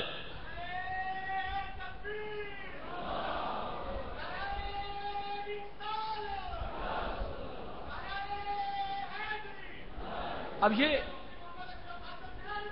اختصار کے ساتھ جو ہاتھ لگانے والا مسئلہ تھا وہ میں نے پیش کیا، اور اس میں نے تمام حوالہ جات جو ایک پورا تحقیق کا جہان تھا اختصار کے ساتھ تمہارے سامنے اس کو پیش کیا۔ اب یہ ہے کہ پڑھنے کا معاملہ،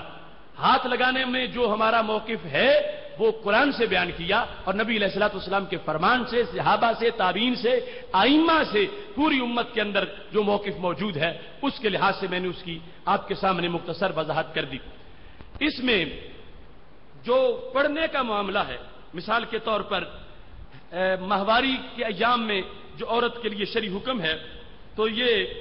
جامع ترمذی کے اندر حدیث نمبر 131 ہے، اور باب ہے باب ما جاء فی الجنوب والحائض انہما لا یقرآن القرآن۔ امام ترمذی نے یہ ہیڈنگ دی، باب کیا ہے کہ وہ حدیث جو اس بارے میں آئی ہے کہ جنبی اور حائض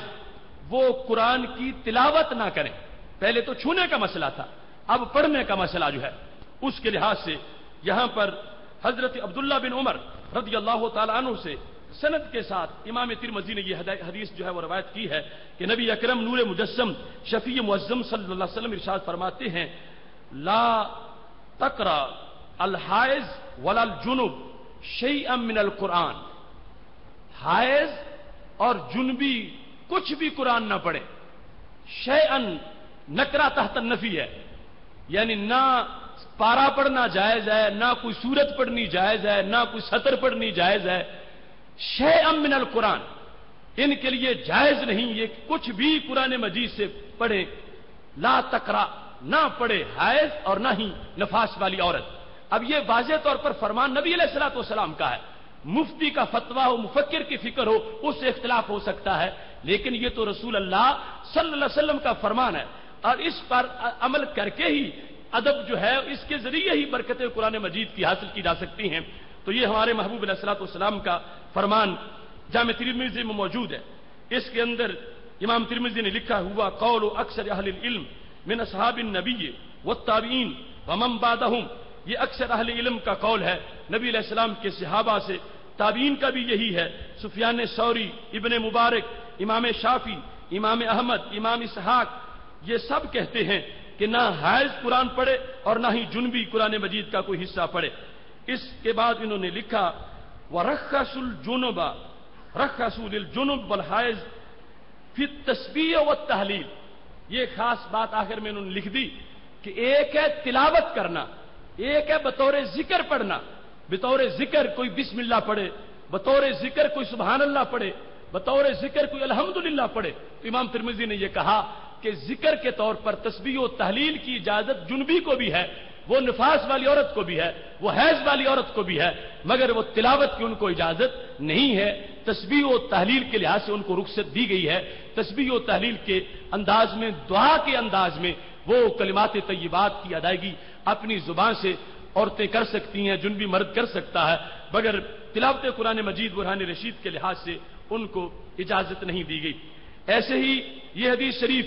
سنن ابن ماجہ میں بھی موجود ہے، اور سنن ابن ماجہ کے اندر اس حدیث کا نمبر 595 ہے جہاں اس کو ذکر کیا گیا ہے،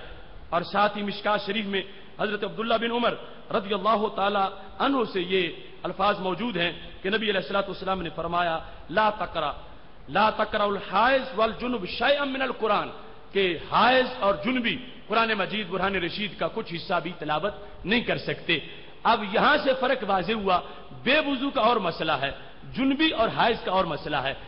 ہاتھ لگانے کے لحاظ سے برابر ہے، بے وضو بھی نہیں ہاتھ لگا سکتا، جنبی بھی نہیں لگا سکتا، حیض نفاس والی عورت بھی ہاتھ نہیں لگا سکتی، لیکن جہاں تک پڑھنے کا مطلب ہے تو بے وضو تلاوت کر سکتا ہے۔ دیکھے بغیر زبانی طور پر یا دیکھ کے ہاتھ لگائے بغیر وہ تلاوت کر سکتا ہے. قرآن مجید کا ورق جو ہے وہ علیحدہ کپڑے کے ساتھ الٹ رہا ہو اور دیکھ کے پڑھ رہا ہو، یہ بے وضو کے لیے جائز ہے، مگر جنبی کے لیے جائز نہیں ہے اور حیض والی عورت کے لیے جائز نہیں ہے. یہ وہ تفصیلات ہیں جو رسول اللہ صلی اللہ علیہ وسلم نے اپنے فرمان میں جن کو واضح کیا ہے. یہاں پر ان آخری احادیث کے لحاظ سے یہ واضح طور پر کہا گیا کہ جس وقت ایک انسان ان امور کو سامنے رکھتا ہے تو ساتھ اگر فقہی یا فنی بحث کی طرف جائے گا تو یہ میرے ہاتھ میں فتاوی ثنائیہ ہے جلد نمبر 1، اس کے اندر یہ کہا گیا کہ اگر کوئی بندہ اس حدیث کی سند پر اعتراض کرتا ہے اور کہتا ہے کہ یہ سند ضعیف ہے، تو کہتے ہیں کہ ضعیف سے مل جائے تو اس میں قوت پیدا ہو جاتی ہے، لہذا قوت کی بنیاد پر بھی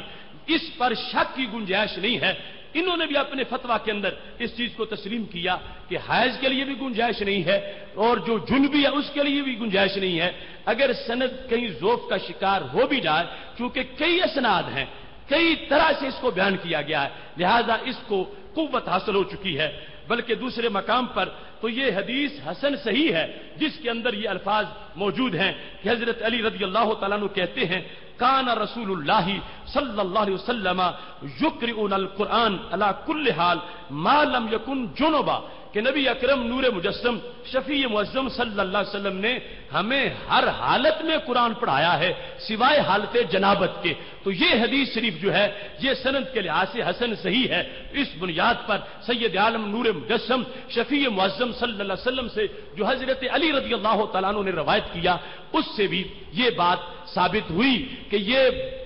ضعیف موقف نہیں، اصح موقف ہے، اور یہی صحیح ہے اور یہی صحیح ترین ہے کہ سید عالم نور مجسم شفیع معظم صلی اللہ علیہ وسلم نے تلاوت قرآن مجید کی اجازت حائض کو بھی نہیں دی، نفاس والی عورت کو بھی نہیں دی، اور جنبی کو بھی اس حالت میں قرآن مجید برہان رشید کی تلاوت کرنے کی اجازت نہیں ہے. آج جو موقف ہم بیان کر رہے ہیں، اگرچہ کچھ لوگ آج اس میں ہم سے اختلاف کر رہے ہیں، لیکن صحابہ و تابعین پوری امت کا عمل اور ان کے اکابر کا بھی پہلا جو معاملہ تھا وہ بھی یہی ہے. چونکہ یہ نیچے کی طرف پرواز کر رہے ہیں، گرتے جا رہے ہیں اور اپنی پہلی پابندیاں اٹھاتے جا رہے ہیں. پہلے کہتے تھے ان کے فتاوی میں ہے کہ جو ننگے سر نماز پڑھے ناجائز ہے، اب انہی کے پچھلوں کے فتاوی ننگے سر نماز کے لیے آ رہے ہیں. پہلے کو دیکھیں تو یہ میرے پاس وہ فتاوی اہل حدیث ہے جس میں جلد نمبر 1 اس کے اندر اس مسئلے کی وضاحت کی گئی. پوچھا گیا ہے کہ کیا حیض والی عورت قرآن پڑھ سکتی ہے؟ تو اس جواب میں 263 صفحے پر یہ لکھا گیا، یہ جو ان کے بقول مجتہد ہے عبداللہ روپڑی، اس کا یہ فتویٰ حیض والی عورت آیت نہ پڑھے، حیض والی عورت آیت نہ پڑھے، ہجے کروا دے، رواں نہ پڑھے، کیونکہ قرآن پڑھنے سے نہی آئی ہے. اب اس وقت تک تو ان کے نزدیک لا یمسہ نہی کے معنی میں تھا کہ اللہ روک رہا ہے لا یمسہ الا المطہرون، اور پھر قرآن کی تلاوت کے لحاظ سے بھی کہا کہ اس بارے میں نہی آئی ہے کہ نہ حیض والی عورت جو ہے آیت نہ پڑھے، ہجے کرا دے یعنی جوڑ کرا دے، پورا لفظ نہ پڑھے، آیت نہ پڑھے، رواں نہ پڑھے، کیونکہ قرآن پڑھنے سے نہی آئی ہے. تو یہ معاملہ بتدریج ان کی طرف ایک فکری آوارہ گردی کی طرف آگے بڑھتا جا رہا ہے. پابندیاں ہٹائی جا رہی ہیں اور آسانی کو مذہب بنا کے لوگوں کے سامنے پیش کیا جا رہا ہے. لیکن ہمارے نزدیک دین زمانہ بدلنے سے بدلتا نہیں ہے، دین وہی ہے جو شروع سے چل کے آ رہا، اور اس کے لحاظ سے انسان اگر آزادی چاہ رہا ہو تو دین والوں کا یہ کام ہے، یہ ڈیوٹی ہے کہ ان کو وہیں رکھیں جہاں شریعت نے رکھا ہوا ہے. ہمارے پاس جو ڈیوٹی ہے، نوکری ہے، وہ دین کو بیان کرنے کی ہے، دین میں چھٹیاں دینے کی نہیں ہے. وہ شارع کا کام ہے. شریعت نے جو جس انداز میں بتایا ہے ہمارا کام اس کو بیان کرنا ہے، اس میں تبدیلی کرنا نہیں ہے، اس میں اپنی طرف سے کوئی چیز لانا نہیں ہے. تو شریعت مطہرہ نے جو دین ہمیں قرآن مجید برہان رشید کے ادب کے لحاظ سے دیا اسی کے پیش نظر ہم نے آج یہ موضوع رکھا تاکہ بالخصوص خواتین اس مسئلے میں جو کوتاہی کر رہی ہیں وہ کوتاہی نہ کریں. قرآن مجید برہان رشید کو ان مخصوص ایام میں ان کے لیے پڑھنا جائز نہیں ہے، ہاتھ لگانا بھی جائز نہیں ہے، مسجد میں جانا بھی جائز نہیں ہے. اور ویسے بے وضو حالت میں اگر کوئی بندہ قرآن پڑھتا ہے زبانی یا دیکھ کے مگر ہاتھ قرآن کو نہیں لگاتا، اس صورت میں اس کے لیے اجازت موجود ہے. قرآن مجید کے ادب کے لحاظ سے یہ بات بھی آپ نے دیکھ لیا کہ جہاں ایک آیت لکھی ہو اس کا بھی بڑا احترام ہے، اور اس کو بھی بے وضو کے لیے جائز نہیں کہ اس ایک آیت ہاں لکھی ہو ہاتھ لگائے. اس واسطے جس برتن میں قرآن لکھا ہوا ہو برتن کے اندر حائض اور جنبی کے لیے اس برتن کو ہاتھ لگانا بھی جائز نہیں ہے. آج ہمیں ان چیزوں کا بڑا اہتمام کرنا چاہیے. قرآن مجید رہا جو دینی کتابیں ہیں ان کو بھی ہاتھ لگانا جنبی کے لیے اور حائض کے لیے جائز نہیں ہے. بے وضو کے لیے اس میں تدریجاً مختلف احکام ہیں، لیکن جنبی اور حائض ان کے لیے سختی سے پابندی ہے کہ وہ دینی کتابوں کو ہاتھ لگانا بغیر کسی حاجز کے درمیان میں کپڑا نہ ہو تو وہ ان کے لیے ناجائز ہے. اور آج یہ جو چونکہ زمانہ لٹریچر کا ہے اور مختلف چیزیں ہمیں چھاپنی پڑتی ہیں، اس سلسلہ میں بڑے احتیاط کی ضرورت ہے. اشتہارات میں یہ آیات اگر چھپی ہوئی ہوں تو اس اشتہار کا تقدس اور اس کو احترام سے رکھنا یہ بھی لازم ہے، اور چھاپنے والوں کو بھی اس سلسلہ میں بہت سی احتیاط جو ہے اس کو پیش نظر رکھنا چاہیے تاکہ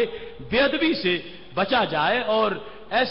ایسی نوبت نہ آئے کہ جس کی وجہ سے معاذ اللہ بے ادبی ہو اور پھر آگے بے برکتی کا سلسلہ شروع ہو جائے. جو قرآن مجید اوراق بوسیدہ ہو جائیں تو ان کو جلانا جائز نہیں ہے، ان کو کپڑے میں لپیٹ کر دفن کیا جائے ایسی جگہ کہ جہاں قدم نہ پھیرائیں،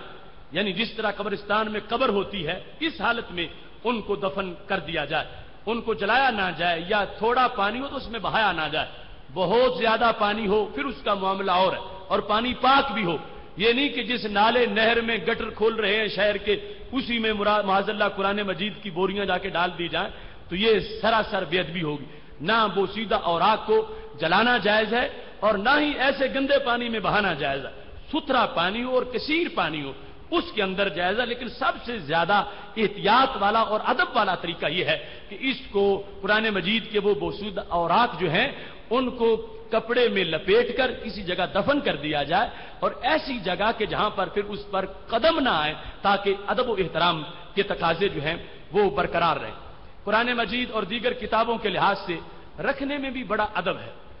ہمارے نزدیک، بلکہ ہر مومن یعنی اگرچہ جاہل ہو، اور میں سمجھتا ہوں جاہل ادب کے معاملے میں بہت زیادہ اہتمام کرتے ہیں، جس کو بے خبر عام لوگ کہتے ہیں، لیکن ان کو یہ خبر ہے کہ قرآن کتنی ادب والی چیز ہے، اس کو کتنا احترام سے رکھنا ہے. جب دینی کتابیں پڑھی ہوں، مثلا کچھ حدیث کی کتابیں، کچھ تفسیر ہے، قرآن ہے، تو سب سے اوپر قرآن کو رکھا جائے، دوسری کتابیں نیچے رکھے جائیں، اور پھر جب تفسیر ہے تو حدیث کے اوپر تفسیر رکھی جائے گی، اس میں قرآن کی آیتیں زیادہ، اور پھر تفسیر کی کتاب ہے، عام کوئی تاریخ کی کتاب ہو اس کے اوپر حدیث کو رکھا جائے. رکھنے میں بھی باقاعدہ ترتیب تدریج ہمارے علماء نے بیان کی ہے، اور ادب کے یہ پہلو بھی بڑے رکھنے سامنے لازم ہے. میں یہ سمجھتا ہوں کہ آج جو یہ سکول کا نظام ہے جس میں بچے یا استاذ کرسیوں میں بیٹھے ہوتے ہیں، نیچے دینیات اسلامیات پوری کتابیں جس میں صورتیں ہیں وہ بستے نیچے زمین پہ پڑے ہوتے ہیں، تو یہ بھی ایک ہلاکتوں کا سبب ہے جس کی وجہ سے ماحول میں برکتی آ جاتی ہے، برکتیں اٹھ جاتی ہیں. جتنا ادب کرو گے اتنا ہی اس کا پھل زیادہ ملے گا. اور سب سے زیادہ افسوس ہے موجودہ کچھ عرب لوگوں کے رویے پر کہ جن کی کوئی ایسی صورتحال ہی نہیں ہے کہ جس کو بندہ لفظوں سے بیان کرے. یہ گزشتہ حج کے موقع پر مسجد نبی شریف کے باہر مدینہ یونیورسٹی کے کچھ جو فاضل تھے بڑی کلاسوں کے اسٹوڈنٹ، ان کو میں نے قدموں پہ رکھے ہوئے قرآنی کتابیں قدموں پہ رکھی ہوئی ان کو دیکھا، اور جس وقت میں نے پکڑ کے اٹھا کے پھر میں نے ان کے ہاتھ میں پکڑائی تو وہ مجھ سے پوچھنے لگے کہ کیا تم صرف دیکھنا ہی چاہتے تھے، اٹھایا ہے پڑھا نہیں؟ تو میں نے کہا کہ میں نے پڑھنے کے لیے نہیں، تمہاری بے ادبی کے لیے کہ تم نے قدموں پہ رکھا ہے. تم اتنا ہوش نہیں، تم دین پڑھنے والے ہو کہ تمہیں کیا ملے گا اس سے اگر تم قرآن کو، قرآن کی آیات کو، صورتوں کو قدموں پہ رکھ کے بیٹھو گے تو تمہیں اس سے روشنی کیا ملے گی، نور کیا ملے گا، بلکہ اندھیرا ہوگا، جس اندھیرے میں آج عالم اسلام معاذ اللہ ڈوبتا جا رہا ہے۔ مرکز میں بے ادبی ہو تو نیچے بھی بے ادبی ہی آئے گی، مرکز میں ادب ہو تو نیچے ہی ادب آئے گا۔ یہ ایک المیہ ہے جس کے بارے میں ہمیں دعا کرنی چاہیے کہ رب ذوالجلال ایسے مسلط طبقہ کو بھی ادب عطا فرمائے۔ یہاں تک بھی سنا گیا ایک شخص نے قدموں پہ قرآن رکھا ہوا تھا، اسے ٹوکا تو کہنے لگا آنا متوضئ، تم کیوں ٹوکتے ہو، میں نے تو وضو کیا ہوا ہے، میں وضو والا ہوں، میرے قدم با وضو ہوں میں، تو قدموں پہ قرآن رکھا ہے تو کیا حرج ہے؟ یہ ان کی سوچ ہے کہ وضو والا انسان اس کے قدموں پہ قرآن رکھا جا سکتا ہے، یہ ان کی سوچ ہے۔ لیکن ہمارے ان پڑھ سے بھی پوچھو تو وہ کہے گا میرا ضمیر یہ اجازت نہیں دیتا کہ لوح محفوظ کے تحفے کو قدموں پہ رکھا جائے، جسے کتاب مکنون میں رب نے رکھا اور جس کو قرآن کریم کہا اس کو قدموں پہ کیسے رکھا جائے۔ یہ چند ضروری باتیں تھیں جو آج کے موضوع کے لحاظ سے میں نے آپ کے سامنے پیش کی۔ آج اس موقع پر پھر میں جامعہ جلالیہ کے لحاظ سے آپ کو دعوت دے رہا ہوں، جو دوست کارکنان ہیں، انتظامیہ ہیں، وہ جلد اٹھیں اور ان احباب کے پاس جائیں تاکہ جامعہ جلالیہ لاہور جو دین کے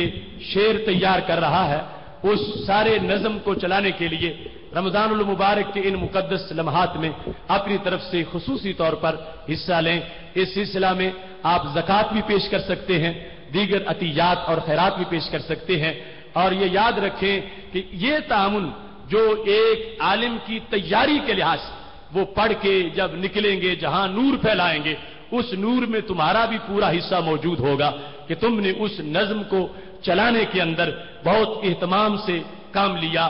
آج کے مہنگائی کے زمانہ میں ایک مہینے کے اخراجات کئی لاکھوں سے متجاوز ہیں، بجلی کے بل، گیس کے بل، اساتذہ کی تنخواہیں، 3 وقت کا لنگر، یہ ساری چیزیں وہاں پر طالب علموں کو فری دی جاتی ہیں اور کوئی ماہانہ فیس ان سے وصول نہیں کی جاتی، اور گرمی سردی میں 3 ٹائم کا کھانا تمام طالب علموں کو فری ملتا ہے۔ اس کے علاوہ دیگر سہولیات بھی ہیں۔ آج اس حسین موقع پر اپنی طرف سے خصوصی طور پر دلچسپی کا اظہار کرتے ہوئے جامعہ جلالیہ کے لیے جامعہ جلالیہ لاہور جو ادارہ صراط مستقیم کا ایک تعلیمی ونگ ہے، اللہ کے فضل سے وہاں سے محقق، مفتی، علماء کرام، فقیہ تیار ہو رہے ہیں۔ آپ اس مقام کے لیے بطور خاص اپنی طرف سے عطیات پیش کریں تاکہ آپ کا حصہ بھی اس میں مکمل طور پر شامل ہو سکے۔ دختران اسلام سے بھی یہ اپیل ہے کہ وہ بھی اپنے شعبہ میں جامعہ جلالیہ کے لیے عطیات کو اکٹھا کریں۔ دعا سے پہلے یہ کام مکمل کر لیں۔ یاد رکھیں کہ کل کا موضوع بڑا اچھوتا موضوع ہے اور بڑا اہم موضوع ہے۔ آپ سب کو کعبۃ اللہ سے پیار ہے، کعبۃ اللہ کی زیارت اور کعبۃ اللہ کے بارے میں معلومات کی تڑپ ہے، تو کل کا موضوع جو ہے وہ تاریخ کعبہ کے بارے میں، کعبہ کی تاریخ کا بیان مفصل انشاءاللہ کل کے درس قرآن میں اس میں فہم دین کورس میں ہوگا۔ آپ تمام حضرات و خواتین وقت پہ شرکت کریں۔ اللہ تبارک و تعالی ہم سب کو اجر عظیم عطا فرمائے۔ وآخر دعوانا الحمدللہ رب العالمین۔ یہ یاد رکھنا اشتہار پر سوال و جواب کی نشست کے لحاظ سے مختلف ایام کا تذکرہ موجود ہے، تو اپنے سوالات منتظمین کے پاس پہنچا دیں تاکہ جن دنوں میں سوال و جواب کی نشست ہوگی ان دنوں کے اندر سوالات کے جوابات بھی آپ تک پہنچ سکیں۔ اللہ تبارک و تعالی ہم سب کا حامی و ناصر ہو۔ وآخر دعوانا ان الحمدللہ رب العالمین۔ الحمدللہ رب العالمین والعاقبۃ للمتقین والصلاۃ والسلام علی رسولہ الکریم۔ ربنا اتمم لنا نورنا واغفر لنا انک علی کل شیء قدیر۔ یا قاضی الحاجات اقض حاجاتنا، یا شافی الامراض اشف مرضانا، یا دافع البلیات ادفع عنا شر الظالمین والفاسقین۔ یا الہ العالمین، رسول اللہ صلی اللہ علیہ وسلم کے عظیم مرتبہ کے طفیل قرآن و سنت کا جو پیغام ہم نے سنایا ہے اس کو اپنے دربار میں قبول فرما۔ یا اللہ سب کے حال پہ رحم فرما۔ یا الہ العالمین، نبی اکرم صلی اللہ علیہ وسلم کے عظیم مرتبہ کی طفیل ہمیں حرمت قرآن اور آداب قرآن کے تقاضے پورے کرنے کی توفیق عطا فرما۔ آمین۔ یا الہ العالمین، جتنے حضرات و خواتین نے شرکت کی ہے سب کی جھولیوں کو معمور فرما۔ آمین۔ یا الہ العالمین، حاضرین کی دلی نیک تمناؤں کو پورا فرما، بیماروں کو شفا کامل عاجل عطا فرما، مقروضوں کو قرض سے نجات عطا فرما، پریشان حال لوگوں کو پریشانیوں سے نجات عطا فرما۔ ہمارے آج کے میزبان محمد امین محمد فاروق صاحب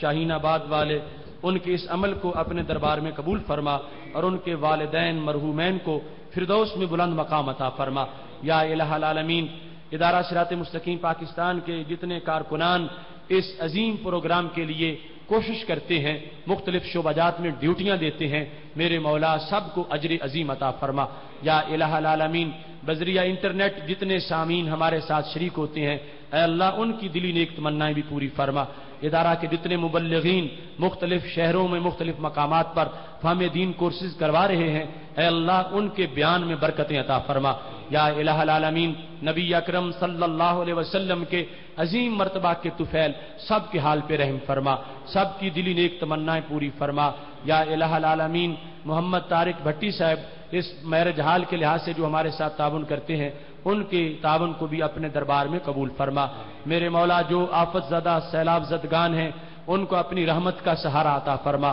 سانحہ داتا دربار کے شہداء کو فردوس میں بلند مقام عطا فرما، زخمیوں کو شفا کاملہ عاجلہ عطا فرما۔ یا الہ العالمین، جن عظیم بندوں نے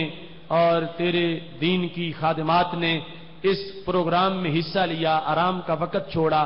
یہاں حاضر ہوئے، اے اللہ سب کی جھولیوں کو اپنے اجر و ثواب سے معمور فرما۔ میرے مولا ہم میں سے جن کے والدین زندہ ہیں، ان کے والدین کو صحت و عافیت کے ساتھ لمبی زندگی عطا فرما، اور جن کے والدین کا وصال ہو چکا ہے ان کے والدین کو فردوس میں بلند مقام عطا فرما۔ یا الہ العالمین، جتنے حضرات و خواتین نے شرکت کی ہے، ان کو یہ دعوت آگے پھیلانے کی توفیق عطا فرما، اور زیادہ سے زیادہ بھائیوں کو اور بہنوں کو ساتھ مزید لانے کی توفیق عطا فرما۔ یا الہ العالمین، نبی اکرم صلی اللہ علیہ وسلم کے عظیم مرتبہ کے طفیل پاکستان کو استحکام عطا فرما۔ یا اللہ، تحریک پاکستان میں جتنے لوگوں نے کوشش کی ان کو اجر و ثواب عطا فرما۔ یا الہ العالمین، ہمارے گناہوں کو معاف فرما، ہمارے روزے قبول فرما، ہماری تراویح قبول فرما، سب کی نمازیں قبول فرما۔ میرے مولا یہ اشرۂ رحمت ہے، سب کو رحمتوں کا حصہ عطا فرما۔ میرے مولا ہم سب کو نار جہنم سے آزاد فرما۔ میرے مولا ہم سب کے گناہوں کے داغ اپنی رحمت کی پھوہار سے صاف فرما، سب کے دلوں کو مزید تقوی و پرہیزگاری عطا فرما۔ یا اللہ، جو بے اولاد ہیں ان کو نیک اولاد عطا فرما، جو اولاد نرینہ سے محروم ہیں ان کو اولاد نرینہ عطا فرما، جو اصحاب اولاد ہیں ان کو اپنی اولاد کی صحیح تربیت کی توفیق عطا فرما۔ یا الہ العالمین، رسول اللہ صلی اللہ علیہ وسلم کی شفاعت کا ہم سب کو مستحق بنا۔ یا اللہ، نبی اکرم صلی اللہ علیہ وسلم کی زیارت سے سب کو مشرف فرما۔ یا الہ العالمین، سب کو بار بار حج و عمرہ کی سعادت عطا فرما، بار بار زیارت حرمین شریفین کا شرف عطا فرما۔ وصلی اللہ تعالی علی حبیبہ خیر خلقہ سیدنا و مولانا محمد وآلہ واصحابہ اجمعین، آمین برحمتک یا ارحم الراحمین۔ ایک ضروری اعلان سنتے جائیے، 1 منٹ کے لیے رکیے، ضروری اعلان ہے۔ آج کل ماہ رمضان